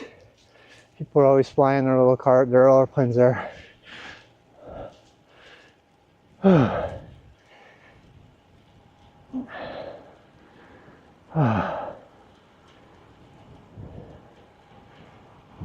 Most dangerous thing I've done? I don't know, man. Depends on how you qualify danger. Most of the stuff I did in the Caribbean with the drug cartel or with the Russian mafia, probably the most dangerous. Closest I came to actual dying. I river guided Cat 5 Rapids in Idaho. That was pretty dangerous, but dealing with the Russian mafia, probably the most deadly, or the drug mafia of the Caribbean. Yeah. One time I translated for a mob boss with scars on his face for the chief financial officer of our ship in Russia. And I had to translate because the guy he was on the main floor. Nobody on the ship could stop him. He owned the ship, essentially. And he was this big, burly, suited. He had, totally straight out of Hollywood. He had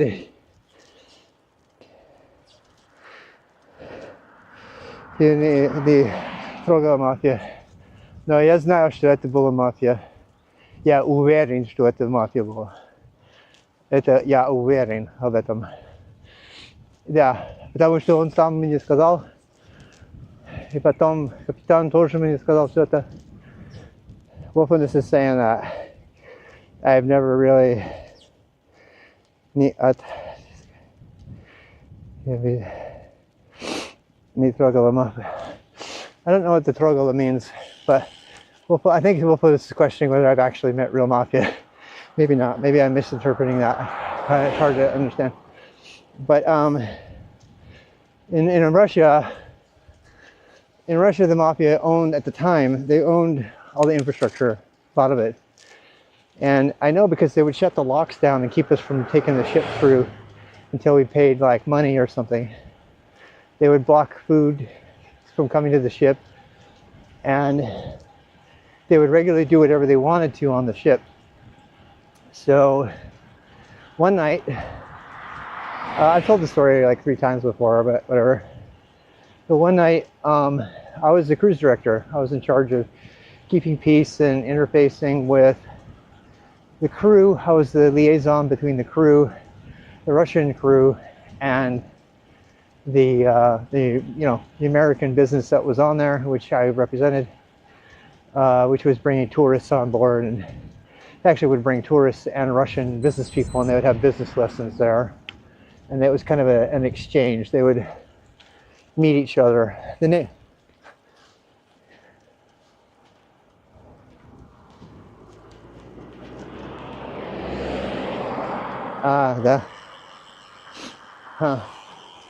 Well, yeah, I don't know. I mean, they may not even talk about it in terms of mafia wolfishness, but they definitely, I don't know. I don't know if they would even call it mafia now. But at the time, and obviously nobody ever said they were mafia. Yeah,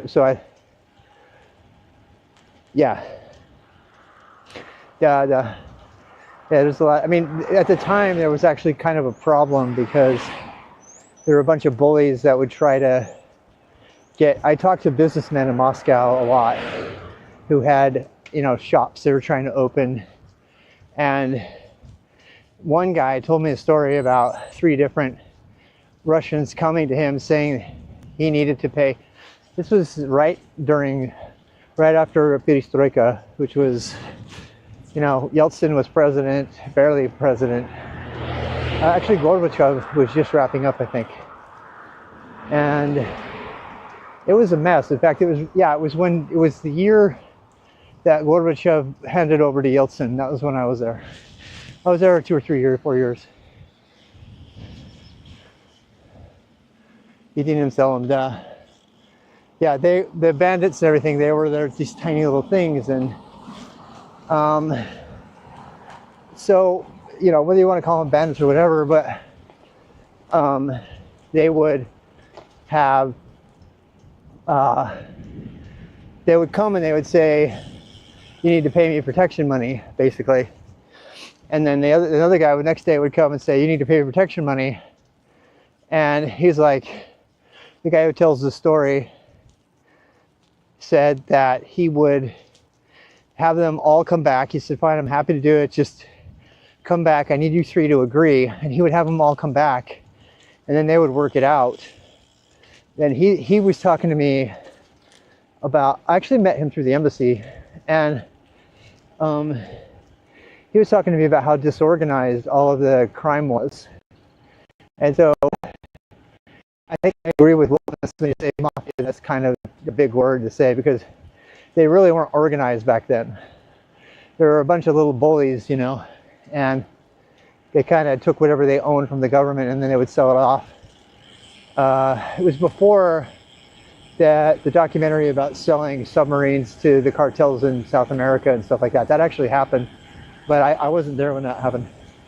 Anyway, so I mean, if you trust the guy who was running the prostitutes up and down the hallways of the ship, and the name of the ship was the Leonid Krasin. That was the name of the Rechnoy Teplоход. It was a river ship called the Leonid Krasin.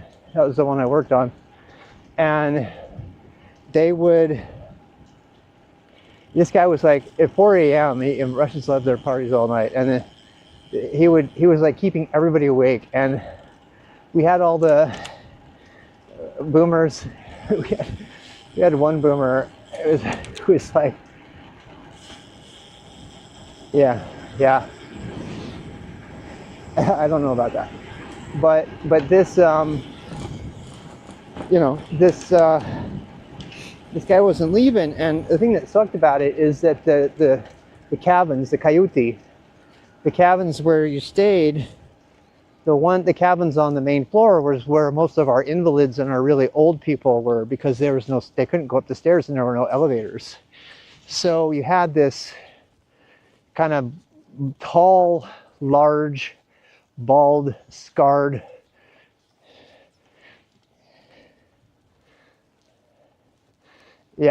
and he was going up and down. He was pushing prostitutes up and down the hallways in a wheelchair, and he was totally drunk and he was making noise, and nobody was doing anything about it because reasons, I don't know why.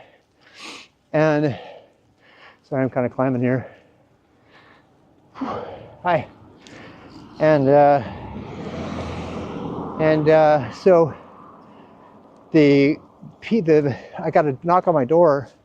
It was really unusual, actually, because the crew would usually take care of it, but none of the crew would take care of this guy. They refused, including the captain. And so that's how I know he was a bandit, whatever you want to call him. You know, he was a bad dude. And the captain didn't want to touch him. He's like, no, I'm not doing anything.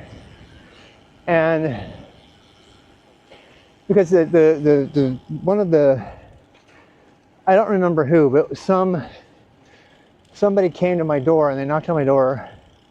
They said, Rob, you got to come deal with this. And I'm like, okay.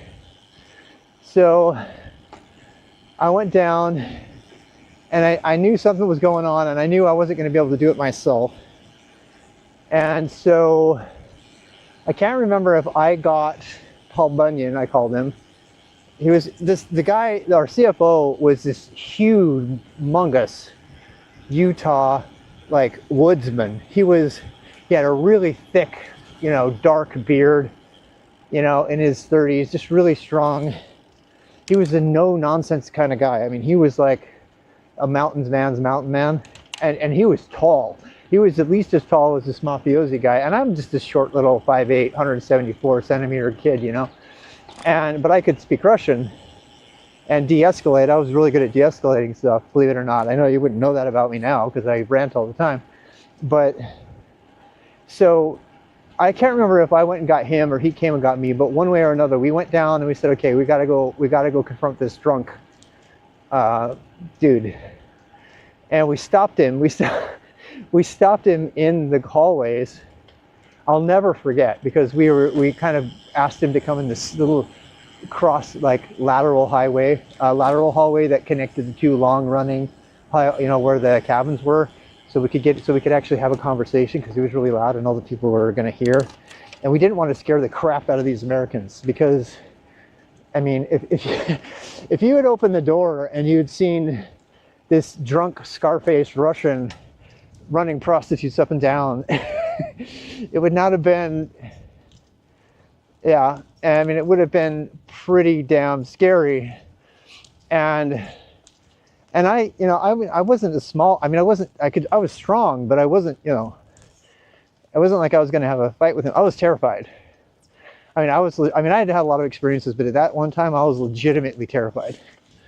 And so I remember before we talked to him, I did a little reconnaissance. I don't remember how, but I went down to, there's a bar at the end. They have bars at the end of the ships, kind of like they do on the other cruise ships. And the bar that he was set up in, this is a really common Russian tradition, that they drink and eat all night.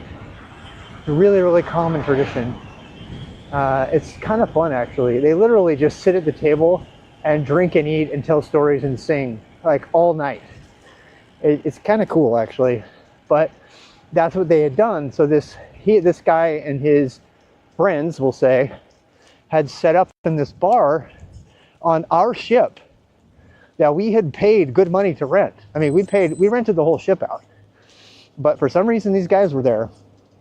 And so then it came time to bring it up.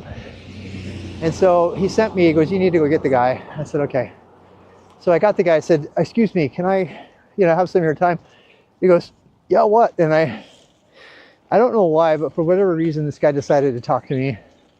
I said, I'd like to translate some things. And he came right up, and I remember him puffing up and everything. And the very first things that I translated were the CFO, the no-nonsense CFO, stern-faced, never smiled, big bushy brown eyes, brown, you know, eyebrows, says to me, you tell him this, exactly like I'm telling you.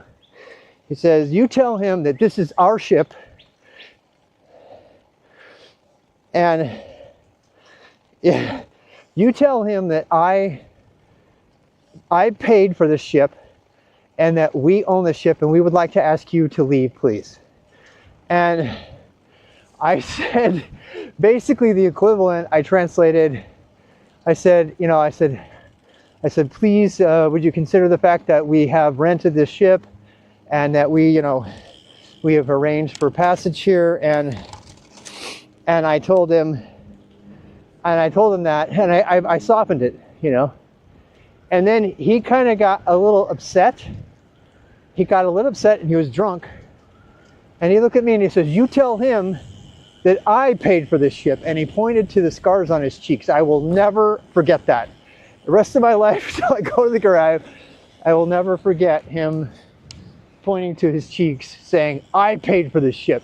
And he looked straight into the eyes of this other guy, and I was like, seriously, it was like a scene out of a movie. And I'm sitting there going, oh damn, this is not going to go down well, because this one guy thinks that he paid through violence, and the other guy thinks he paid through money. I'm like, he's feeling challenged right now, and this Russian's very drunk. And well, no, it wasn't his ship. And I cannot remember all the details after that. All I remember is totally translating, not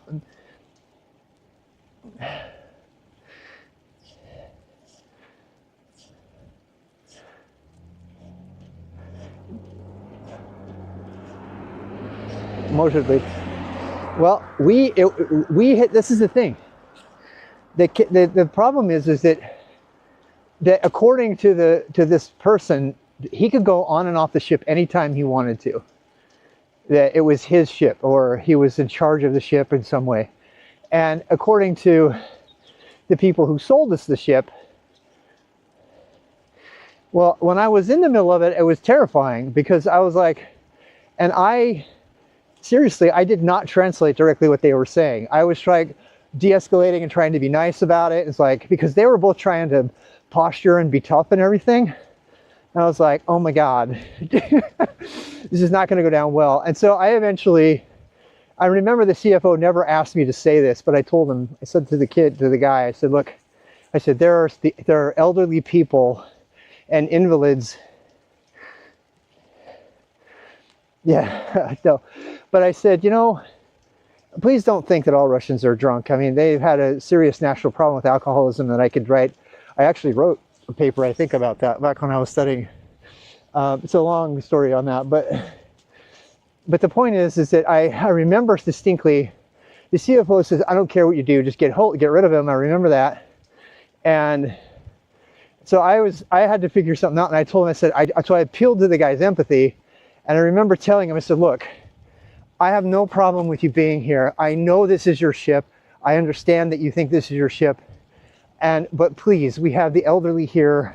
We have invalids. We have Americans who do not understand, and they're trying to sleep here, and they have complained to us about you. I said, would you please maintain your party and keep your party to the bar? We would appreciate it. And he said, fine. And so I walked into the bar, and he went and joined his crowd and everything, and he saved face and everything. But I couldn't get him off the ship. And I do remember, I think it was the first mate, because see, they're supposed to be the first mate, the same guy who kept the guy, when they tried to arrest me, who shut him down. The first mate wasn't anywhere. Normally the first mate protects the entrance to the ship at night. He would stand guard. And for some reason he wasn't there, and I can't remember why he wasn't there. I can't remember if it was I got a chance to talk to them, it was a long time ago, or if he just decided he didn't want to do it.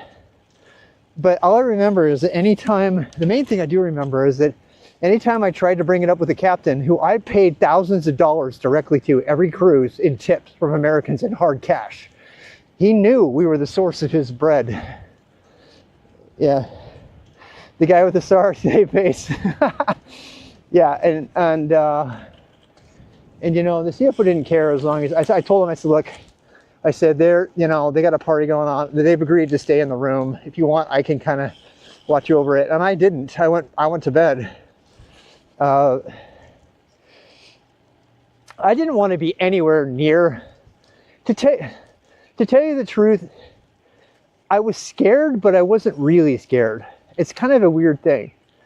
I don't know how to put this. The best way I can describe it is, мне не повезло. Мне не было совсем иногда желаю об этом. Oh, sometimes you think about that. It pains you. Yeah. He was not the only guy. There were no, but God, he might as well have worn an eye patch. I mean, he looked just like a part. And so, a couple of things I don't remember really well. I did not stay. I was scared enough that I didn't want to be around them. But I also wasn't as scared as I probably should have been. And so somebody asked, what was the time you come the closest to death? I don't think that was it, but later I talked with a bunch of military, including intelligence people. I've talked about this before. A lot of you know that I was never officially an intelligence agent. People like to joke about it, but I could have easily been that way. I had multiple contacts. And a piston, I mean, he could have, But the thing I was trying to explain was that at the time, back in the day, it was kind of wild east, and it's kind of still that way now. Whoever's the sheriff in town and that kind of thing, it's kind of gone back to that. To tell you that, it's a very long, complex history.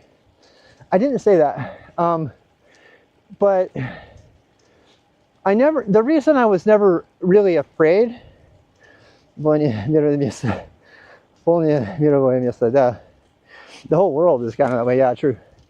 But the point of it is that there's something about speaking the language, and back then I spoke it pretty well. My Russian is nowhere near it was back then. I lived there, right? So, and even with willfulness, I struggle. I was never a secret agent. I might think that I could be a secret agent, like that Nicolas Cage movie. I have the whatever skills, but I was never an agent. I met agents, that's how I know. I would never say I was, because the actual agents I met, yeah, they were the real deal. And I did meet agents on both sides. That I will say. And no, I didn't play them off each other. Yeah, I would be more of a Kevin Hart type agent, honestly. I would be more of like that Bill Murray where he's an agent on accident. Yeah, no problem. That's how much I both. Yeah, it's a good thing. It's a good thing that Rob remembers what happened 30 years ago. I think willfulness is. I don't. That's what I'm trying to tell you. Look, guys, I don't think willfulness believes me, and I don't give a shit. Yeah, maybe he's saying that.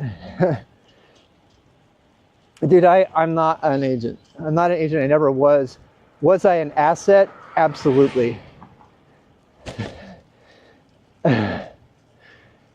Yeah, I definitely was managed by one or more handlers without my knowledge. Looking back at it now, I'm pretty sure that I was managed by a handler.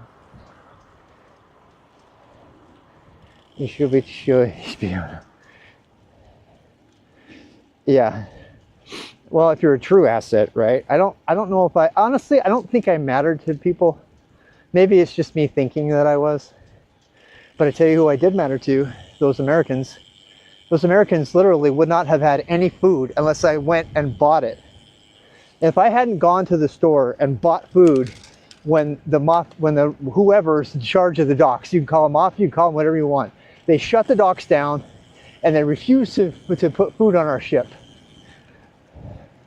They refused to put food on our ship, and I had to go buy the food by myself with the whole crew and bring all the food back. And when when the guy before me, his name was Scott, by the way, when he was running the show and I was assistant cruise director, he got the pulp beat out of him trying to do a money exchange in Nizhny Novgorod, and that was not pretend, because I saw it. I saw him come home, he broke all the rules, and he went out to do a rubles exchange alone, dumbass, and they beat the shit out of him and took all his money. So, I'm sorry, I still have feelings about that, because he lost over $5,000 in money. He went to go do a rubles exchange for a good exchange rate by himself so that he could bring the money back, and so we would exchange rubles on the ship. And when the mafia found out, when the people found out that we were doing rubles, when they found out that we were doing ruble exchange on the ship, we had to deal directly with people who were pissed off about that. And you can call them whatever you want. You gotta understand, in order for us to do, we did not want our Americans anywhere near the places to do rubles exchange. It was too freaking dangerous. And so we would do rubles exchange on the ship. But in order to do that, they think you're taking a cut. Co время, прости. Зачем тебе рублей? Я бы сказал 4 тысячи рублей за доллар, думаю. Может быть только 1,000. He's asking me what the exchange rate. I seem to remember 3,000 rubles per dollar, I think it was. But the problem was, my friends, that the Russian mafia did not like that we were exchanging money with Americans on the ship.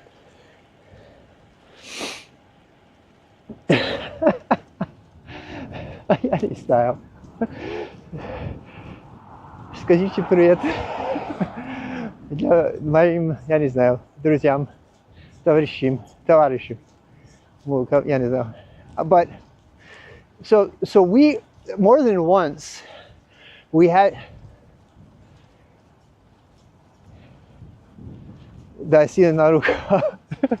Yeah, we did not have any kind of weapons with us or anything, but we should have. But if it hadn't been for the captain and all the agreements that the American businessmen who ran the company that I represented, if they hadn't done all of this stuff ahead of time, occasionally we would have small time, I don't know what you call them, businessmen, Russians, they would get mad. They'd find out we were doing American ruble exchanges and we had 300 Americans, rich Americans, on the ship. And they would see it as we were hogging the Americans to ourselves. Machiniky, наверное, да.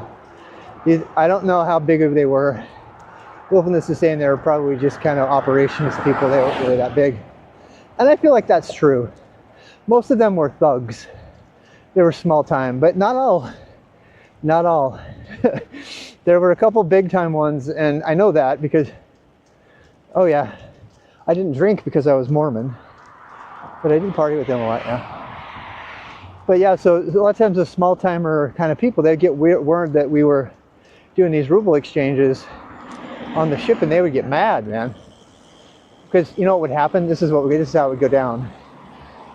So me or the director, we would start shopping around for a good ruble rate. And as soon as you start shopping around for a good rate, and it starts going around that you have money, a lot of money to exchange, and everybody finds out.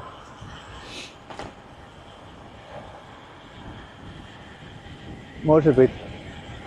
But we would go and we would try to constantly establish relationships of trust with people that we could have, they could make a reasonable good cut on the exchange, but we needed to bring that money back safely and store it on the ship so that the Americans were safe and they could make the exchanges on the ship. Yeah, and so we had lots of rules in place, never bring more than one person. I mean, never go alone, which my companion, by the way, he and I both work for the same river cruise company, by the way.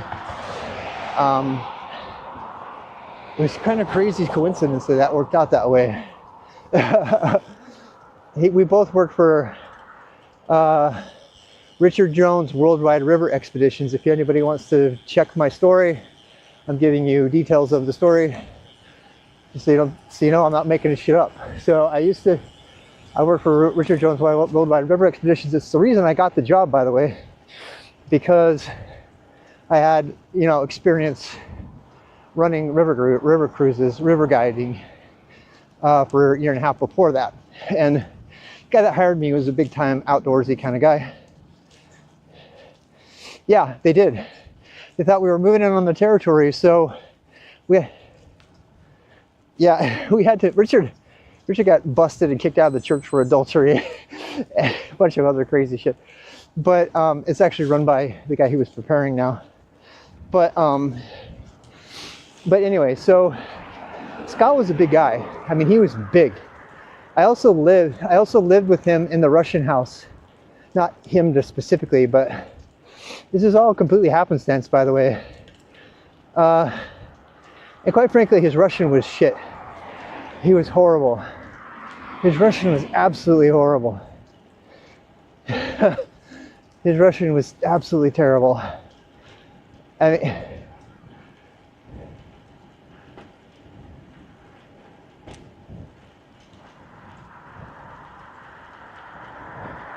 да? Гражданство, безнадежное гражданство. Я, может быть, это, я не знаю. Willfulness is talking to me about the different ways that you can work and taxes you might have to pay and things like that and stuff. There are ways to do that, but at the time, a big American exchange of cash was a great way to make a lot of money really fast. And so there were a lot of people, there were little banks, they would call themselves banks, they weren't banks at all, because all the bank system was being privatized at the time. They were going through the changes, and they would, they would bring in their money, and you could tell, I mean, you go into some of these quote unquote banks, and you're like, this is not a bank, and it was at the time when Russia really didn't know what it wanted to do, in my opinion. It was kind of trying to decide what it wanted to do. And so you had these people that were businessmen, but they had become used to being corrupt, skimming out the top like everybody in Russia does, at least that I knew. And, and so, it was a totally different time, but that was when we had to do these ruble exchanges. And so we would go to do,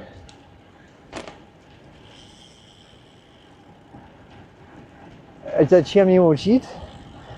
Жить в том же доме, что я. Maybe they live in the same house, kind of like you. I mean, they don't live, when I was there, they lived in completely different housing. I'm having a hard time understanding because I'm also biking. But, so, I mean, this was so long ago, my friends. This was 30 years ago. I mean, about 30 years ago. This was 1996 or 7. No, let's see, 3 years. I started working at Nike, and 3 years before 2000, so that would have been 97. So it was before that, it was something like 94, 95. So yeah, we're talking 30 years ago. This was 30 years ago. It was a totally different Russia. And I can't even imagine what Russia's like now. But at the time, Russia was kind of trying to figure out what it wanted to do. And it was really dangerous. And that was when I decided not to stay. And honestly,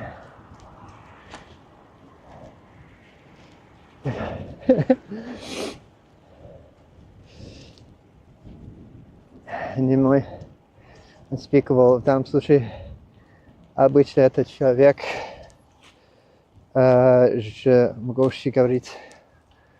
First can say, seeing what they can say, yeah. But yeah, I don't know. My brain, I'm kind of totally there right now. I did so many stupid things. But I got a chance to meet several people from the military, and yeah, one of my favorite crowds to take was a bunch of old American spies that had been spies during this, you know, the Bond era kind of. They were all old. They were all like in their 70s or 80s, and they had been spies in Russia.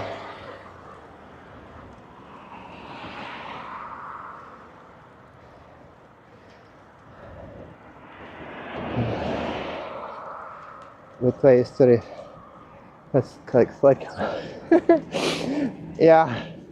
Wolfeness says, and I quote, "You're making me laugh. You have never been anywhere near bandit cities in your stories at like really weak milk." That's what he just said. And I mean, okay, whatever. You know, tell that to my buddy who got beat to a fucking pulp.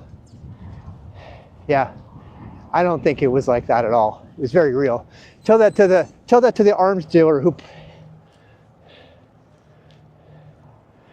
Dude, Wolfeness, Zakinis, va t'en faire. Dude, I don't want to hear your shit anymore. I had an arms dealer pull a military weapon out from under a bed and tell me that was his work. I don't want to hear your shit about not being around these people. You're like pushing a ban now. I hope you understand this. You don't know what it means to be living in Bandito Russia. You don't even know what mafiosi is. It's just a bunch of thugs. You have no idea what it's like. Yeah, get the fuck out. Seriously, get the fuck out. If you were standing there trying to translate for this guy who had his face fucking carved on, and you're telling me that that's not true, that's not cool enough. He literally, Wolfeness just said, if you want to scare them, tell them this, make up a story about this. Fucker. You're on my last leg, Wolfeness. It's in Moskva! God damn. Это Нижний Новгород. Вы были, да? Oh, fuck. I don't want to talk about this anymore. Ну, посмотрите то, что написано там про историю Нижнего Новгорода. Нижний Новгород только что открылся в это время. Это было закрыто туристам и все это. А как вы можете сказать так? Что это так не живут, не существуют ни такие бандиты. Если хотите пугать вот свои американцы друзей, вот. Найдите,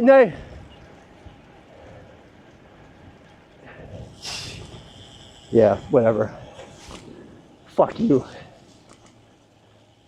I'm done. I gotta keep writing. I don't want to hear this shit anymore. You know what? I don't want to talk about it. I don't want to talk about it. I have people who got really hurt. Some of whom I can't even fucking talk about. Get the shit out of my stream. No, you never played around with real Russians. You never were around any dangerous actual. You know, fuck you. Piece of shit. Okay, I'm done telling stories. Yeah, maybe, I don't know. You're too weak. You're too nice. You're just, yeah. You're too naive. You have no idea what was really happening. You know what? That's true. Every single word of that is true. Which is what the actual agents told me. They're like, how the fuck are you still alive? After I got back to the States, so I'm having beers with people, and with people who are in the intelligence agency. They're like, how the shit are you still here? I don't want to talk about it. I'm getting owned by a handler, probably. I'll just call you handler from now on, Wolfeness. How about that? How about that?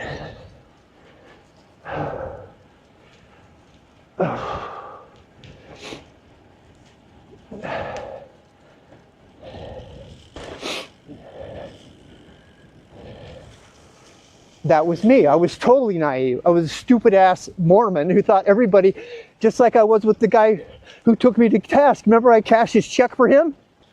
because I'm a naive, easy to control asset. That's what I am. Always have been. Because I see the best in people, and then I like let myself get totally owned.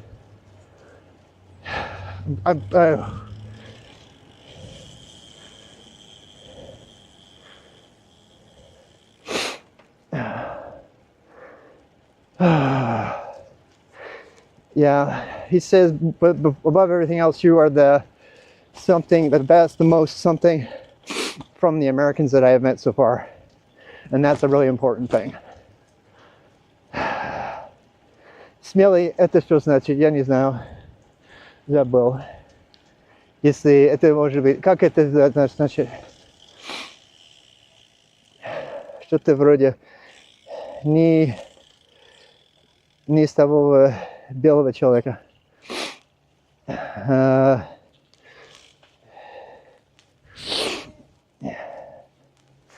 Yeah.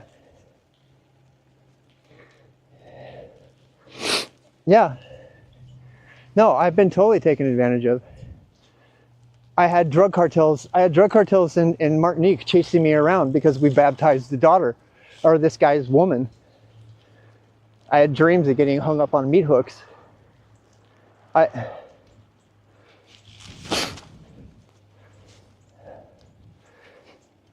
Really? And I don't know, man. My problem is, and I want to see the sunset. I'm going to try right now. The problem I have is that willfulness is hitting me on a thing I'm really sensitive and defensive about. I'm really defensive about this. Because he's right, he's true. I've been a naive, manipulated child my whole life. And I know it. And I'm very sensitive about it. I get really defensive. And my wife tells me just today, she was telling me, you get so defensive about everything, even when I'm teasing you. I'm like, you know, I was beaten up at my locker every day until I was 16, pretty much.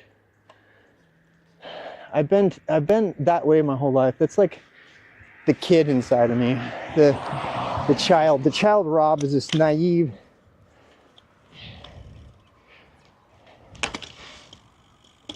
yeah, I can imagine, you know, it's horrible.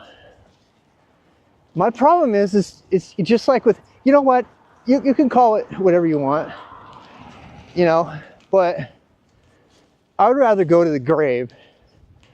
I would rather go to the grave being, yeah, there were lots of Mormon Russians back then. I would rather go in the grave, giving people the benefit of the doubt, and I haven't lately. Including that stupid fat Russian who was waking our 70-year-old passengers. You know, it was because I was that way that I got to sit at the table and go backstage with Samantha Fox when she gave concerts. And that the actual KGB agent and his son, who were hired for security, took me under their wing and gave me an honorary KGB flag. Hell yeah. Well, my church is all over. So, you know, you can call it childlike, you can call it like weak milk, which is what he said, but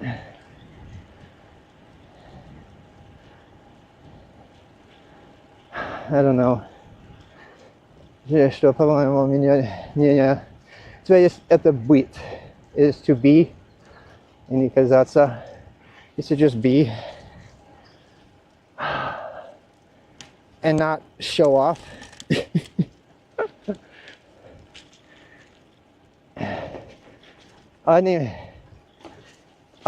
Willfulness says, in just one word, you are authentic.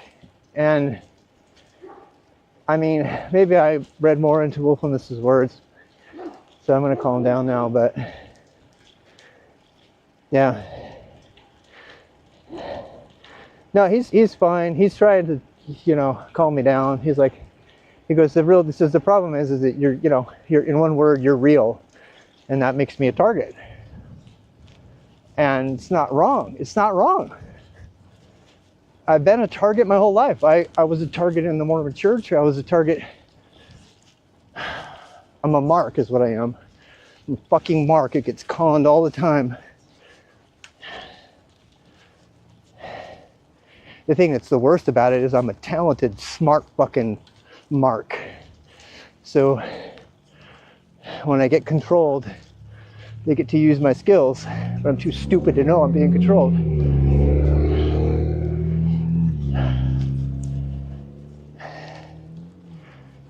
Oh, okay.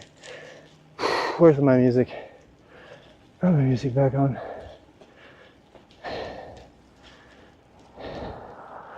You know what I like? The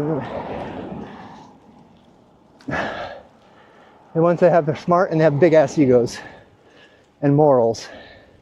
That's why more CIA recruits so fucking heavily from Brigham Young University. It's the biggest recruitment. It's the strongest language program in the entire world. And they love to recruit there. A bunch of straight-laced people that won't be compromised by sex or vodka or anything. They love CIA lops them up, man. And Brigham Young University. I know, I interviewed with CIA, I interviewed with NSA, I have friends that go into the CIA from there. It's really,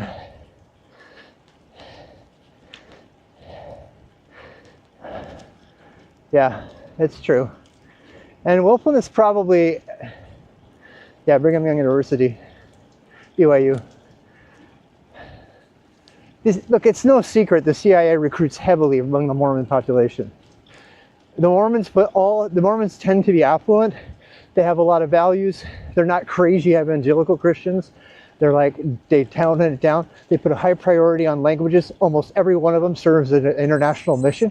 They have international experience. They're trained as Eagle Scouts, which means they start with paramilitary experience. And then they're completely and totally dedicated at pain of death through commitments they make in the temple to preserving the ways of their religion. They are absolutely the perfect recruits or assets because they can be so totally, and they're also extremely naive. They see good in everyone. The CIA recruits people crazy.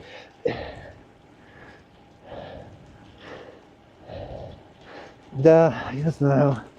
Yeah, in Russia is absolute chaos. Yeah.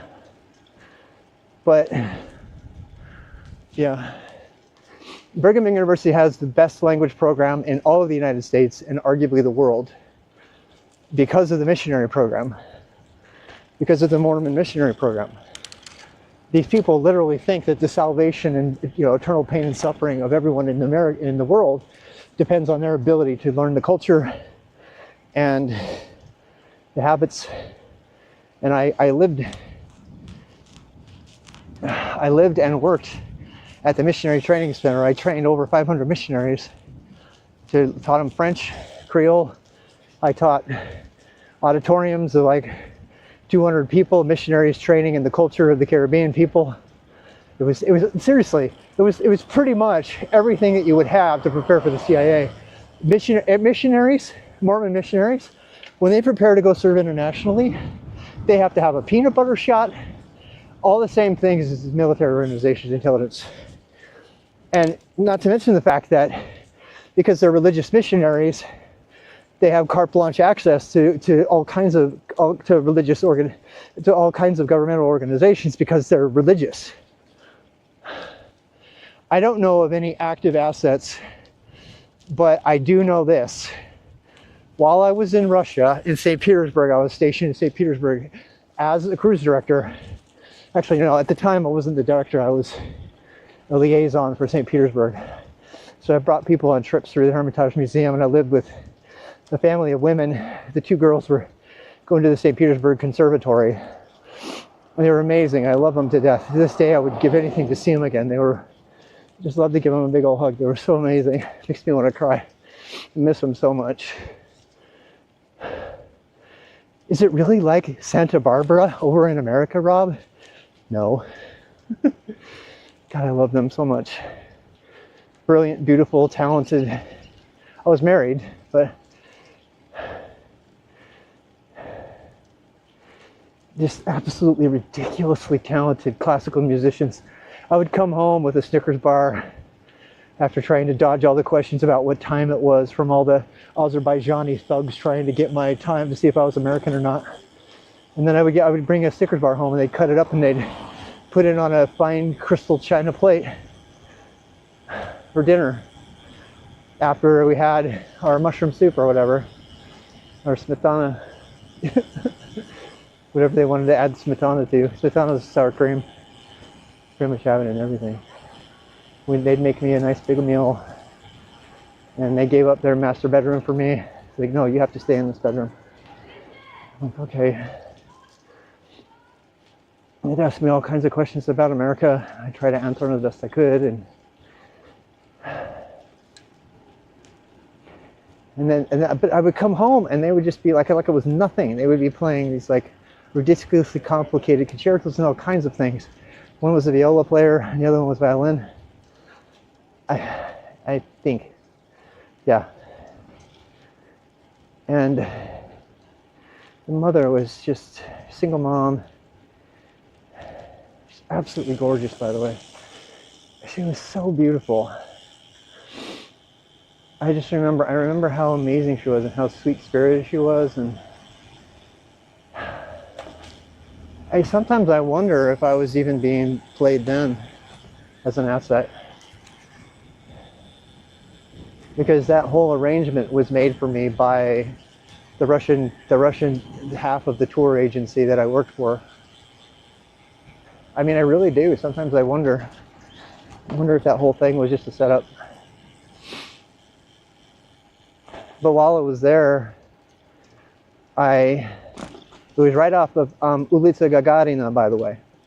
Yeah, there was a hotel on Ulitsa, off of the roundabout on Ulitsa Gagarina. If you know where it is, you can go look it up. But while I was there, the president of the St. Petersburg mission for the Mormon Church called me, and he was kind of critical. He goes, I really need to talk to you, but I can't talk to you here. I was like, well, that's sort of weird and spy-like, you know?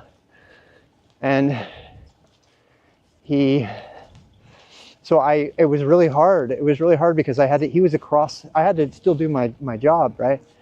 But it was kind of an off time. There was a few days between the time I had to greet Americans at the airport. I don't know. Maybe I am now. Yeah. I don't know. But you know, it does make me question my whole reality all the time. Why do you think I went crazy?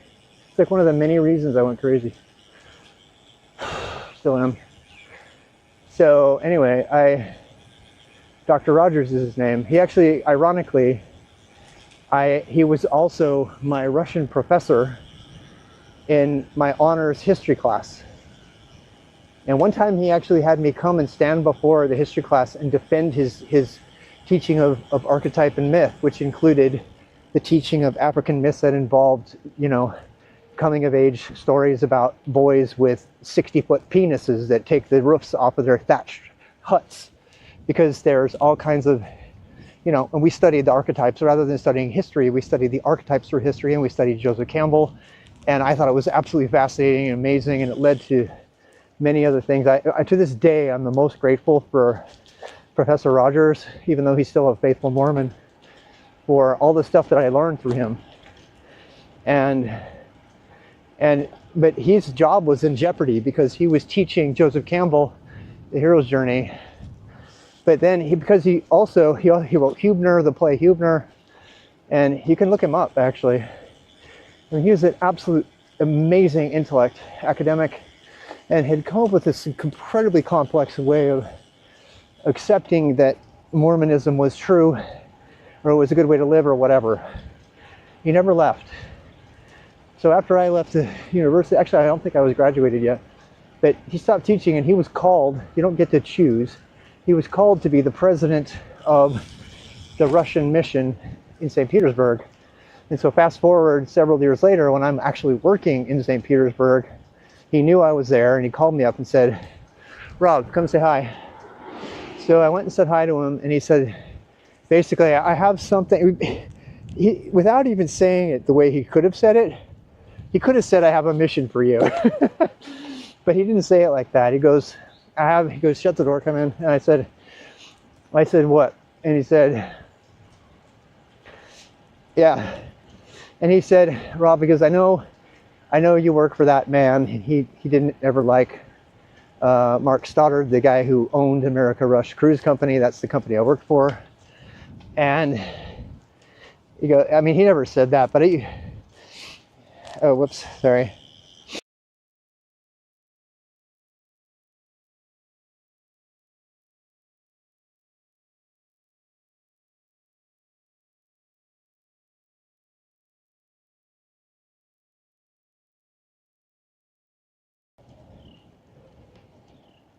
Where are the greens?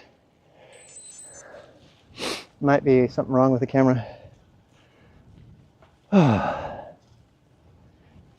F. How about now? You guys back yet? All right. So he told me, and I remember I was worried because I had to travel clear across the town. I had to go across the river.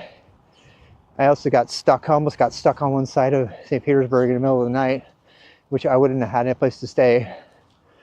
But, you know, I really liked this guy and I wanted to do what he wanted. So he said, we have this woman and she's having a hard time finding work and, you know, a place to live and stuff.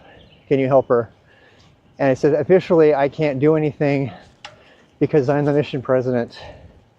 I says, but I'm just wondering if you have contacts here that might be able to help her out.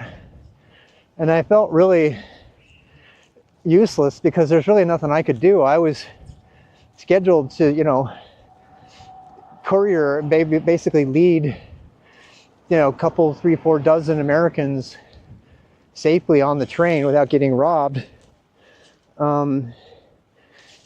You know, every day, and I had to courier almost $3,000 or $4,000 worth of cash on my person on the train every day, every week, which anybody would have killed me for instantly. I had so much money on my person on a waist belt, and that was what I was being paid for. By the way, I wasn't getting paid anything. I wasn't. I was getting per diem. I think I got like barely minimum wage or something. Because it was my privilege to be over there because they paid all my expenses and I was really cheap. And so I thought of it, oh, this is a great Russian experience, right? But I was couriering thousands of dollars of money on my person, on the train by myself. Trains that are totally run by bandits. And I mean, it was scary. And I look back at it now, but I didn't have much time. So I tried to help this. No, there was no camera. Are you kidding me? There's actually a woman made a video of me. She had a VHS and she made a huge video of me, and she sent me a copy of the VHS video, and it was one of the best things I wish I still had it. My ex-wife probably got rid of it. She sent me because she was like filming everything. No, there's no way I could live stream any of that. Are you kidding me? And so bottom line, I couldn't help this woman. I tried really hard. I talked to the main people in my organization and said, look, we have this woman who's having a hard time. And it really was kind of sad because the Russian women that I was talking to that were in charge of running, they were the translators and stuff. I don't know how else to say this. They were nice people, but they really didn't give a shit. They're like, okay, it sucks to be her. It was kind of sad, you know. To this day, that kind of bothers me because I'm like, when they heard it was a Russian, I don't want to say it, but I definitely thought it. I was like, you know, again, I felt like I was being manipulated. I was being used. And these women, I feel like, looking back now, I feel like they felt like that this person was using me and using the church to get favors, and probably was. But in this case, Dr. Rogers asked for it, so I was like, I'm going to help him out. And I don't remember much more about that. I could be remembering that a lot really wrong. That was almost 30 years ago. And the only thing I definitely remember about that is I almost didn't make it back across the river because it was the last subway, and then the bridges go up and the taxis can't go across. And I wasn't very good with the St. Petersburg subway. It's a totally different situation over there.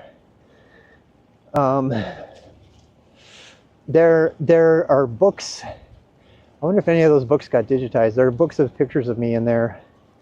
My best memories of that time were translating the Q&A sessions between the Russians and the Americans. They would go we would have these QA sessions on the ship, and the Russians just got to ask whatever they wanted, and the Americans got to ask whatever they wanted. You got to understand, these were boomers, so they had been raised during the Cold War, and they got to make these amazing friendships, and I got to see that. I got to see all the, oh hey, how clutch, you've been biking all this time? Damn. So I got to see that. I totally forgot where I'm even biking at this point. Just sitting here rambling on about Russian stories. I let myself get a little bit triggered. Apologize for that, guys. Should we go see if Mina's there? Should we say hi to Mina? We'll just say hi.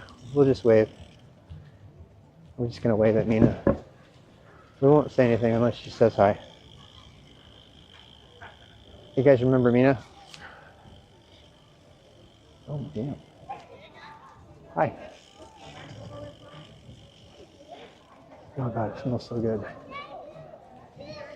There she is. She's working over here now. She was in there. Did you see her? Did you see her? She's on her phone. She was in there though. She was definitely. Nina's that girl we just passed in that thing sitting there on her phone. She's kind of a friend of the stream now.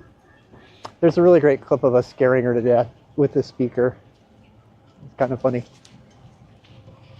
I really like that nobody can hear what you guys are saying. It does make me talk a lot louder, so I'm pretty sure I'd scare the shit out of people. Talking to myself, but okay, my adrenaline's going down again. I'm sorry, Wolfimus, if you're still there. I kind of overreacted a little bit, but it was okay. He was just having fun with me, just like you guys do, and I overreacted just like I do with you guys. But when a Russian who lives in when a Russian who lives in Russia tells you you don't know what bandits really are, I should probably believe them, because they have probably had more experience. Stalin's own great-great-granddaughter took me under her wing. Svetlana, that was her name. Beautiful blonde hair. She used to always do it really tight back and kind of like an Ariana Grande bun. She was in her 70s and she was absolutely gorgeous. Really tall. She could have been a model. I'm just thinking of her right now. She was just so amazing. There is no way I will ever believe that she was under the Russian government control. This woman has spent her entire life fighting against old school communism. And there were several times she got me out of a really tight spot. It was almost like, yeah.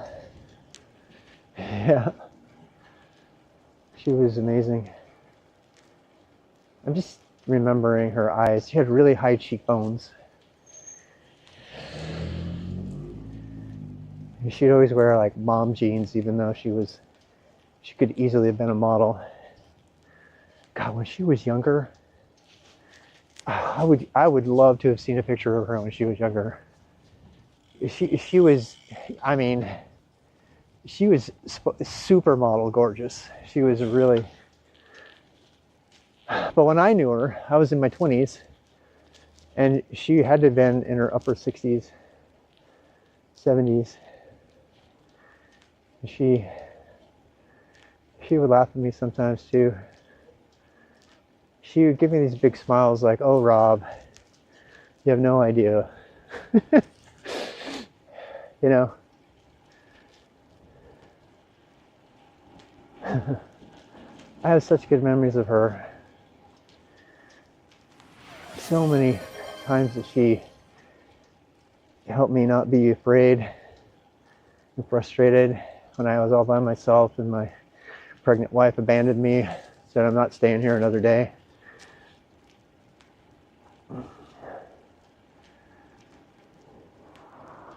When there was no food for the ship, she's like, "We'll make it work. We'll do this. We got this. We can do this." And she would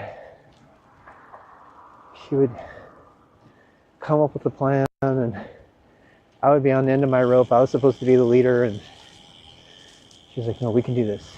She would put her arm around me and say, "Wait, let's go do this." And she and I would go pick out cabbages together, and first time I ever saw a Russian butchery with flies everywhere.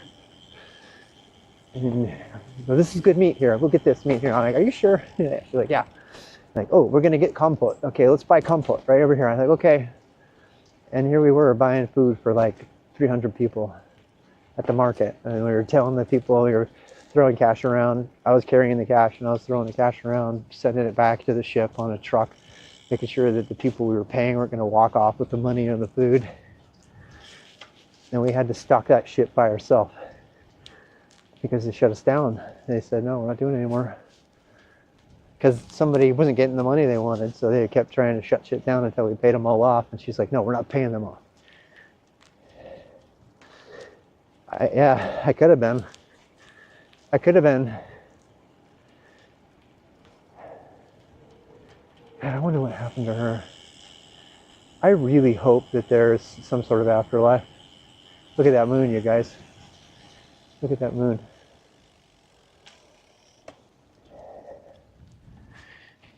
I don't know, I'm just living in nostalgia right now. It's probably because you guys are in my head and I don't know.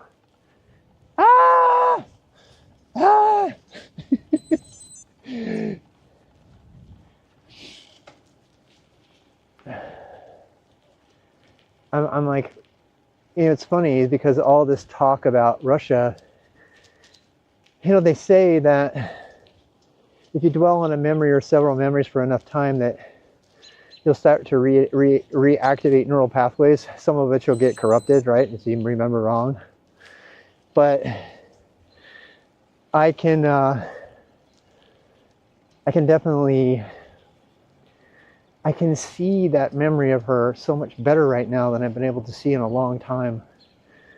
And I wonder if all this discussion over the last hour has kind of woken up some memories. I mean, one image in particular, she had kind of bad teeth because she was older. I remember she had jowls, but I remember her smiling at me just from ear to ear, and she would just say, "It's going to be okay." And I don't know, I'm getting kind of emotional. I miss her so bad. She was such an important part of my life. It was never romantic. I love this woman. She just cared so much about so many people. And she put so much on the line. And she was always there for me. Every time I got frustrated, was she an agent manipulating me. I refuse to believe it. She was just too hard-headed. And she was strong, man. She was so strong. She was so fucking strong. And she was so powerful. She was this powerful, mature woman who was just beautiful as all get out and just couldn't take shit from anybody. And she probably had some of that Stalin DNA in her, But she was hell-bent on making Russia a new place, something that she envisioned was much better. And the reason that she worked for Amerirush Cruise Company and Mark Stoddard, the piece of shit who started it, it's a bunch of marketing asshole. But the reason that she worked there was because she believed in it. She believed in, as tough as she was just as naive as I was. She was just as naive in her dream about what Russia could be.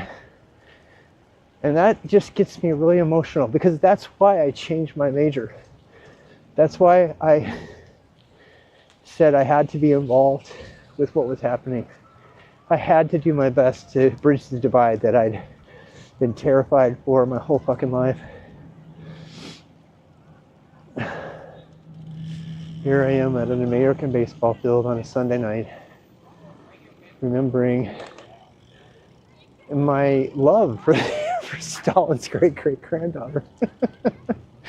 How ironic is that? How ironic is that? Whoa! Yeah, I'm back here. Just about got ran over. Might want to look behind you next time. Yeah, it's a bad play there.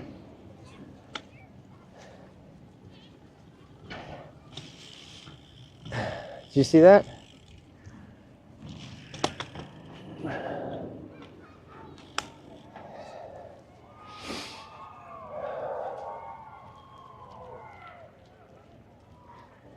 Here we are. Looks like they're wrapping up the games. Looks like they're just finishing for the night. Oh, there's one game left.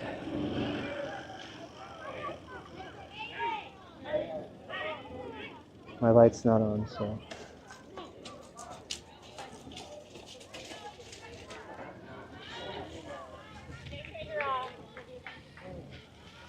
Yeah, I do. I love it too. Yeah, there's a lot of community in this area. Oh, you're fine.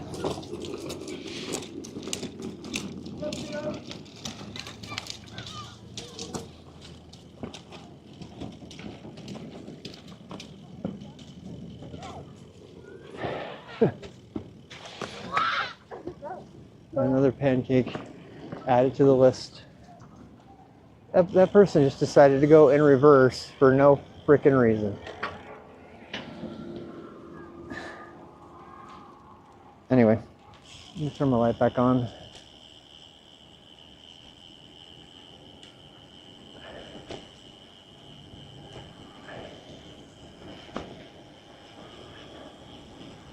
There we go.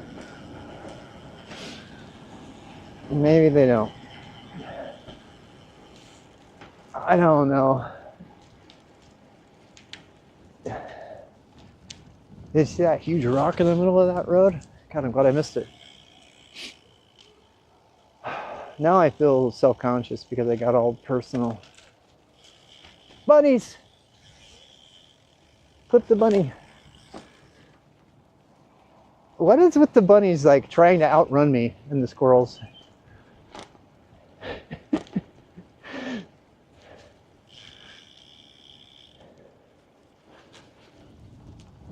That's Rob scaring the bunnies.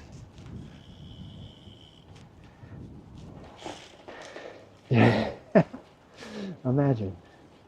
God, look at that full moon. You seeing that full moon up there? That was a bunny, but yeah, squirrels and bunnies, they got death wishes for some reason.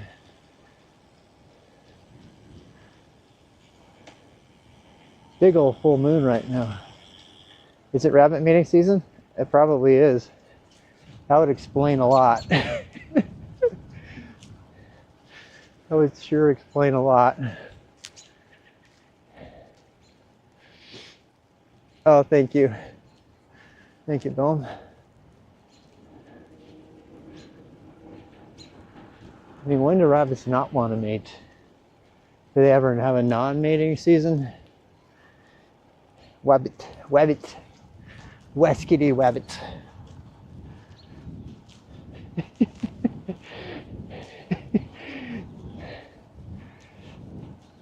Is it waxing gibbous? God, it's gorgeous. Yeah.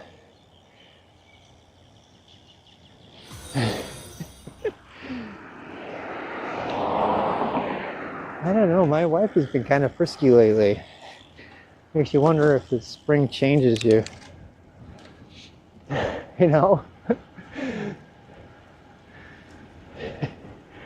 God, when I was in my 20s, I definitely was as horny as a rabbit. It's probably a good thing I was a Mormon. I probably would have come back with all kinds of diseases and stuff. I was just too freaking horny. It's a bad combination. Gullible, horny dude. Hey, motorcycle.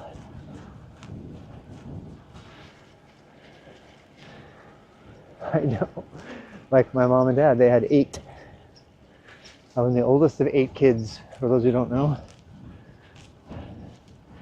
Imagine having 8 children. Imagine thinking God wants you to bring 8 children into the world and raise them.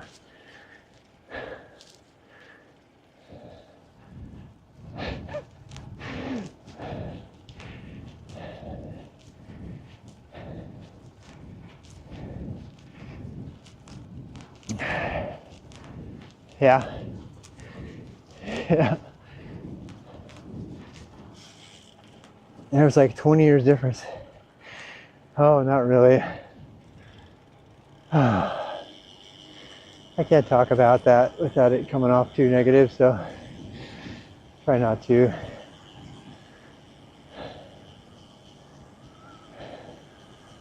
I don't think it's any surprise that it didn't work.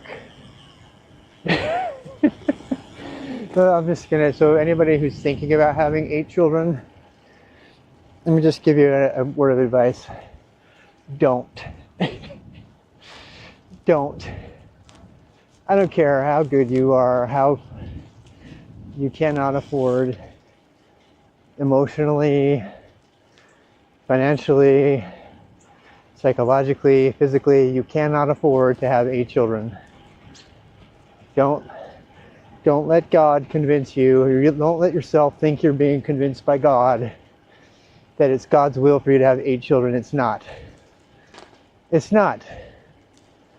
Even if the church will pay for you if you don't have the money, it's a horrible idea. Nope. I can guarantee you that's true. Personal experience.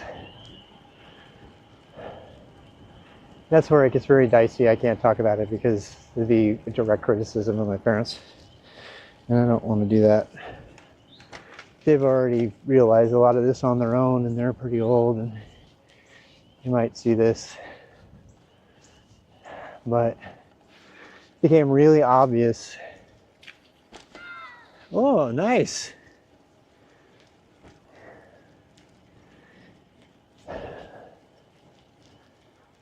Yeah. What else can we talk about? I think 2 kids is probably just fine. Unless you're Elon, you can have a whole freaking harem. Pay people to raise them for you. And so they can, and then they grow up and they all hate you. I only have one child that hates me. And that's because he has to. I have one child who pretty much hates me. He's been completely programmed by his grandpa to hate me. And show him Godfather videos. Even though they're against the Mormon church to see it.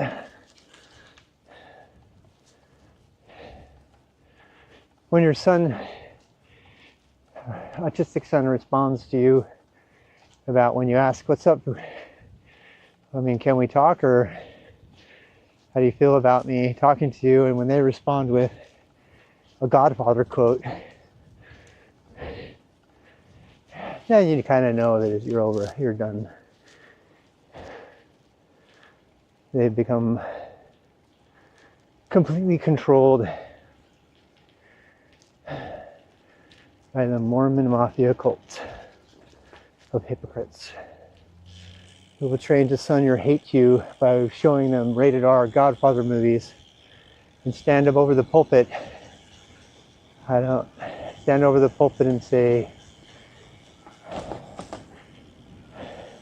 thou shalt not go to R-rated movies. You're going to lose your temple recommend. You're not going to get into heaven if you go see an R-rated movie. But this guy will condition my son to hate me by showing him Godfather movies. And he will personally threaten my life. Nope. He's going to have to die, but it's all, I'm in it for the long game. The rest of my kids have all left the church. They don't want anything to do with it.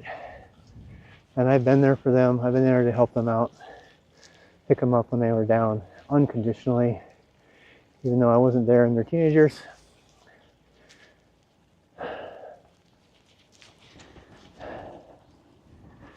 I need to put that in a book. I just don't know how.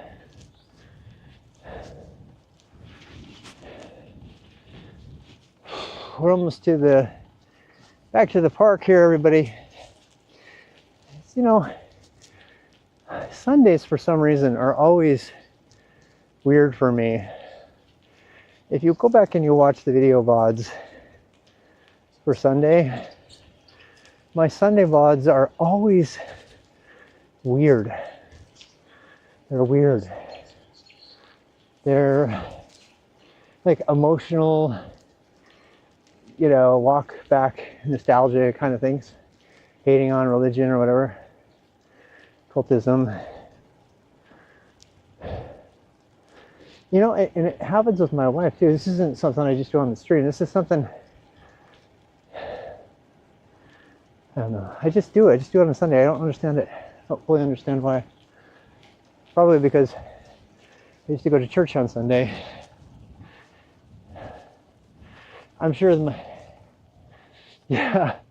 I'm sure there's at least somebody who thinks that it happens because I'm being controlled by Satan and this is the day that I have to cover my feelings of guilt and stuff. And it's true, I do feel some guilt about the way I handled leaving my marriage, but the feelings I just had about Svetlana and Russia and wanting to help the world be a better place, all that, where did that come from?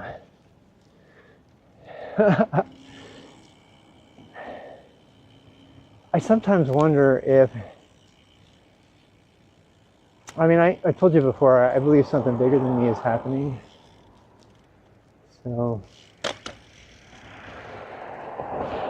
and going for a long, slow bike ride, what else do? You think, right? You contemplate your meaning in the universe, you contemplate your connection with everything around you, you try not to get run over. I'm kind of over-analyzing it, I don't mean to take away from it, but that's what going for a long bike ride has always been for me. It's like a time to think and ponder. I'd be thinking the same things whether or not I was talking about it. It just helps to have some of the memories triggered by people asking questions, showing me a little bit. You realize I haven't drinking a single thing of water this whole bike ride? Bad, Rob. Uh-oh, here comes the light. The light is supposed to come now. Watch it not come. Watch the light not show up, because people ask me why I run red lights and stuff all the time. This is it, watch.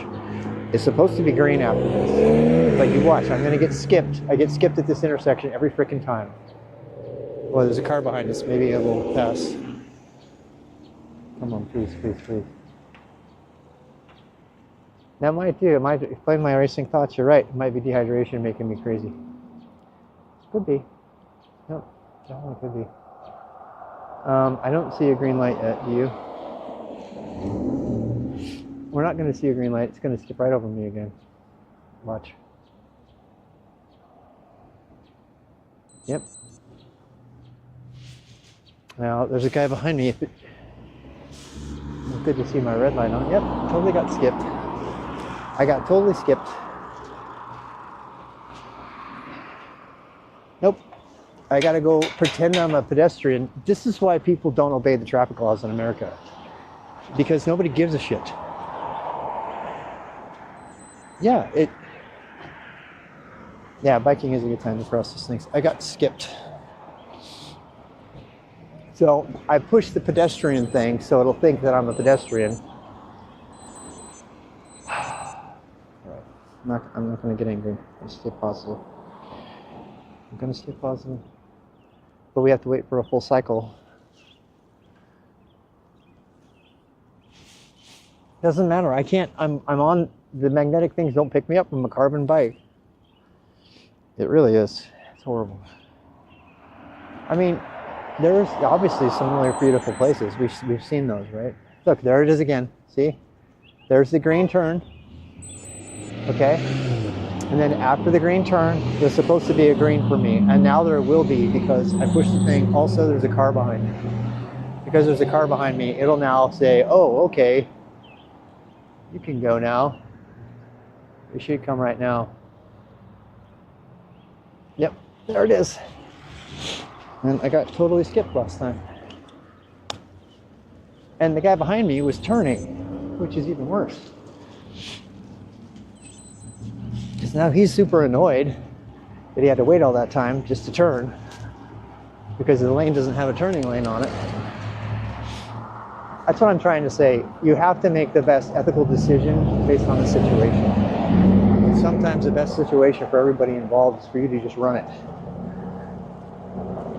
If I had run that blinking half light, even though it was red, when it was still blinking yellow, I would have got across.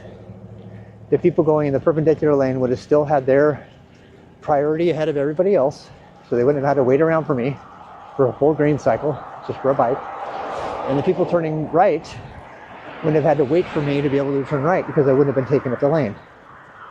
So I know that's a lot of blah, blah, blah, but I like explaining why running the red light is sometimes the right thing to do on occasion. It's the best for everybody. Not always, but you know. We don't have to worry about my light kicking out on this particular. My other light would turn off from vibration. This person's totally speeding. Domino's driver. Yep. Domino's Pizza delivers. Here we go. A little bit of a.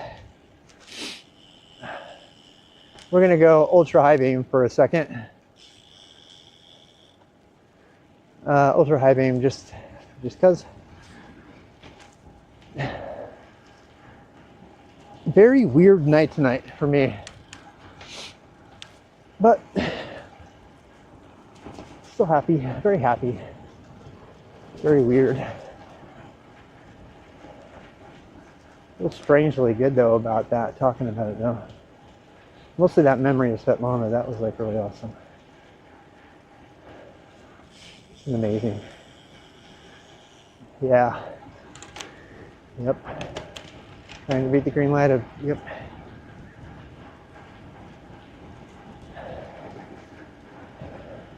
Every time I see her name, I want a shot of tequila.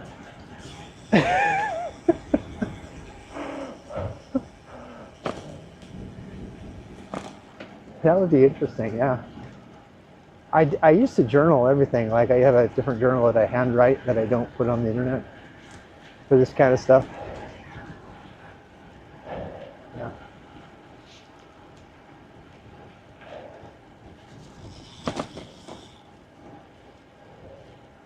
Yeah, I have kind of it's a private handwritten journal. It's more of a, you know, personal, really personal memories. I mean, I feel a little exposed because some of that stuff I just said I would normally not say. Every time you comment, have a good drink. I do miss me some hard liquor on occasion. I used to drink a lot more whiskey on stream. If you go back and look at my like really fat videos, it's back when I was drinking pretty heavily. I was doing like 3 or 4 tequila shots a day. Yeah. You guys want to see the sunset of it? There's still a little bit of sunset left. Should we go see it? We can go down there.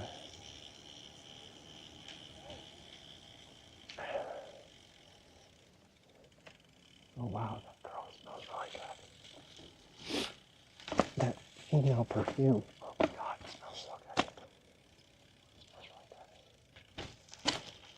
I know, I can tuck these off because I don't want them to hear.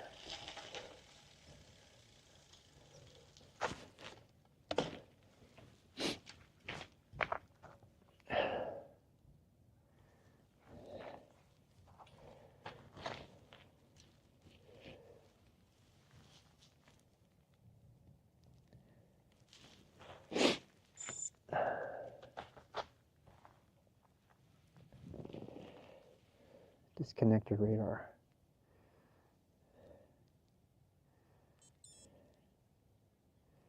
Is that... Oh. You like it?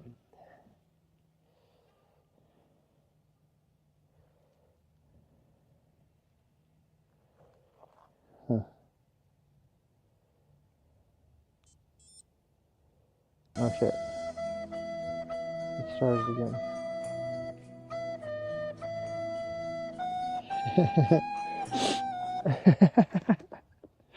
Oh, I love the flute. I love the flute. That's awesome. That is freaking awesome.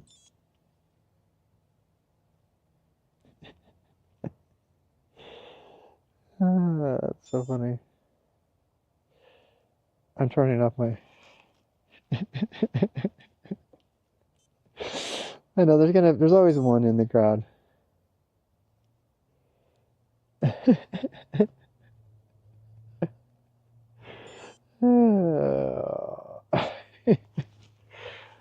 makes me laugh. There's somebody over there. I don't know if you can see him. Looks like they put a bench over here. Yeah. I'm gonna go over here and sit.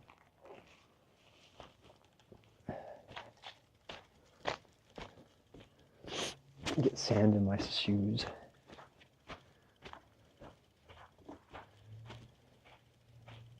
It looks like they grabbed a table and moved it all the way down here.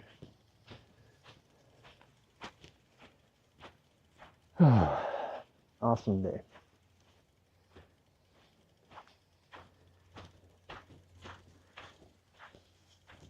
Prohibido nadar.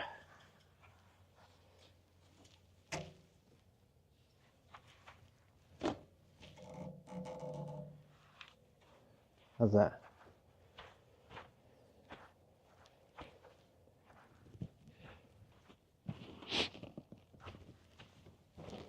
Oh, get you guys a good scene to send you on your way.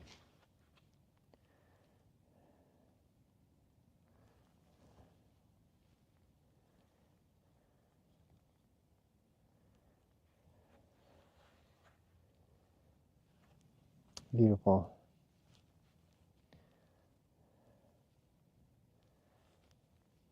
All right, who can we go raid, huh?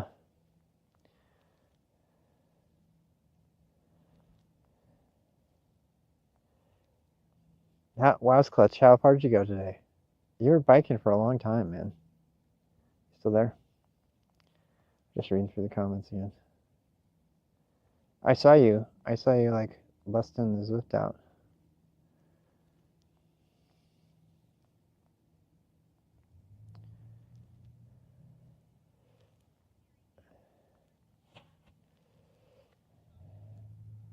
Is Terry B on right now?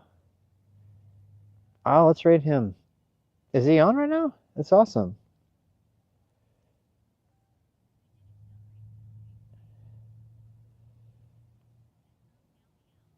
Oh, fantastic. Sounds fun. I haven't done Accelerate to Elevate before. Thinking of doing that someday. I do want to outrate Terry.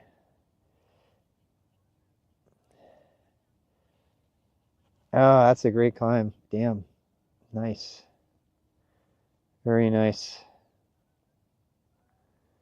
I'm trying to raid from the command line.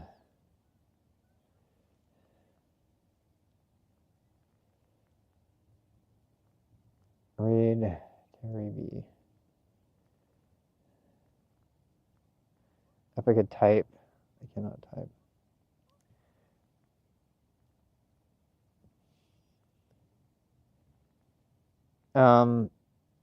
Is it Terry B? SM? It is, right? I mean, we're gonna find out here.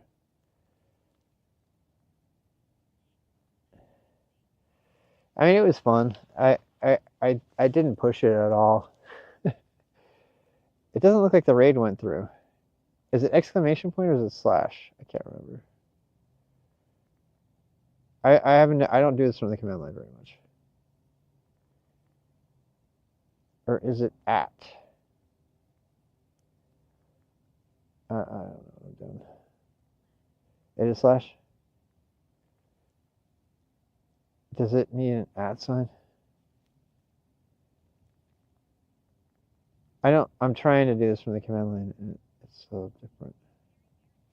Oh, is it? Oh, that explains it. Terry Berenson.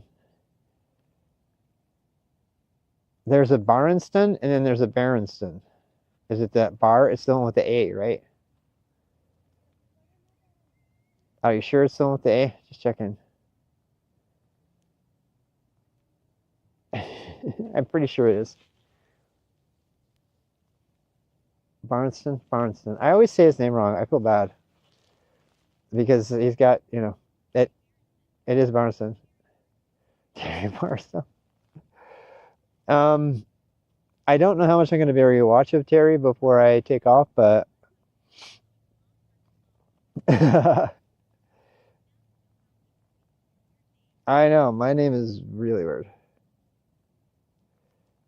I feel like the raids are not working. So I'm going to go to Twitch and do what I know works. Because I know Twitch works. So, yeah. Yeah. Stream manager. Raid channel. 30 show is on. Recharging. I wonder if it's just going to pull up. Grumpy Trucker's on. What the hell? Dial Jess is on again. J Beers. Oh, we haven't rated him in a long time. God, there's a lot of people on.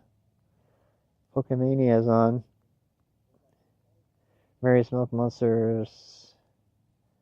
Christopher Yogg's Cast. Rudy. They're watching. The Russians are watching copyrighted movies again. Oh, there he is.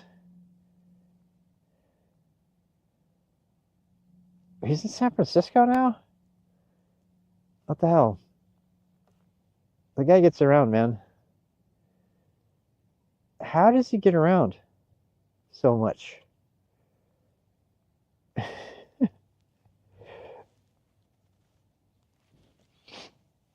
Mosey Peddler, thank you for the follow. Wow's Clutch, thank you for the raid. Appreciate that. Honey Trap. Oscar, thank you for the follow. Traveler Photo, I see your follows there. I didn't get a chance to say hi to all this. So yeah, not many follows today, but that's fine. Oh, a sub. We got a couple subs. Real JS Inga, thank you for the sub. ASCII Dix. And earlier today we got the Hetanis raid. That was quite a bit earlier. So yeah, we're gonna go on a ride and see Terry. Um, I really love Terry as a streamer and as a cyclist and everything. So anybody who was around the other day when we were watching the monster thing and the chat and I kind of questioned, whether it's okay to do that after watching the crash. But it doesn't take away from Terry. I think he's an amazing cyclist, amazing, and a great human being. So please give Terry my best. If I can't say hi, please tell him I'm driving. Tell him I'm driving. Okay, bye.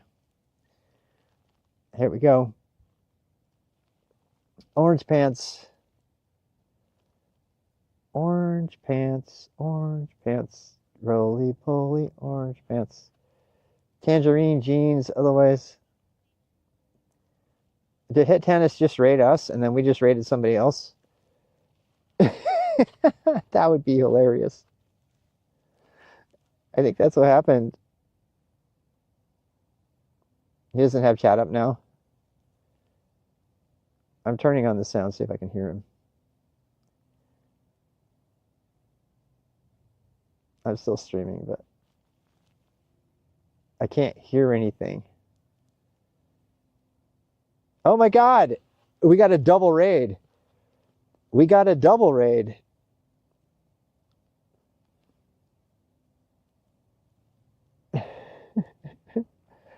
I can't hear what he's saying though. I want to hear what he's saying because I love Terry. I really do. He's one of the best streamers ever. And I have a hard time finding him. Come on, Rob, you can do it. You can do it. He's probably trying to watch me still. We're sitting there watching the sunset. Oh my God. All right, try again, Rob. You can do this. He's going to stop talking. He's going to get on his bike. Yeah. Discover. How come he's not popping up on my main ones? Did I stop? I'm still trying to find him. Search. Terry Preston. Oh, there we go. I can hear him now.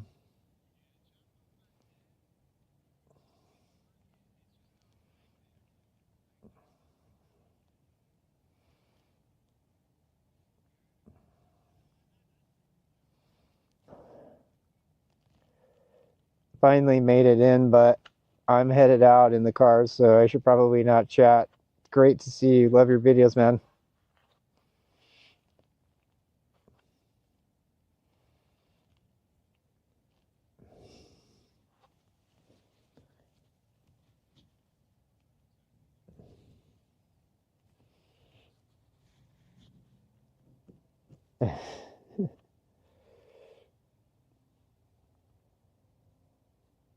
Oh, he's got the YouTube video up too.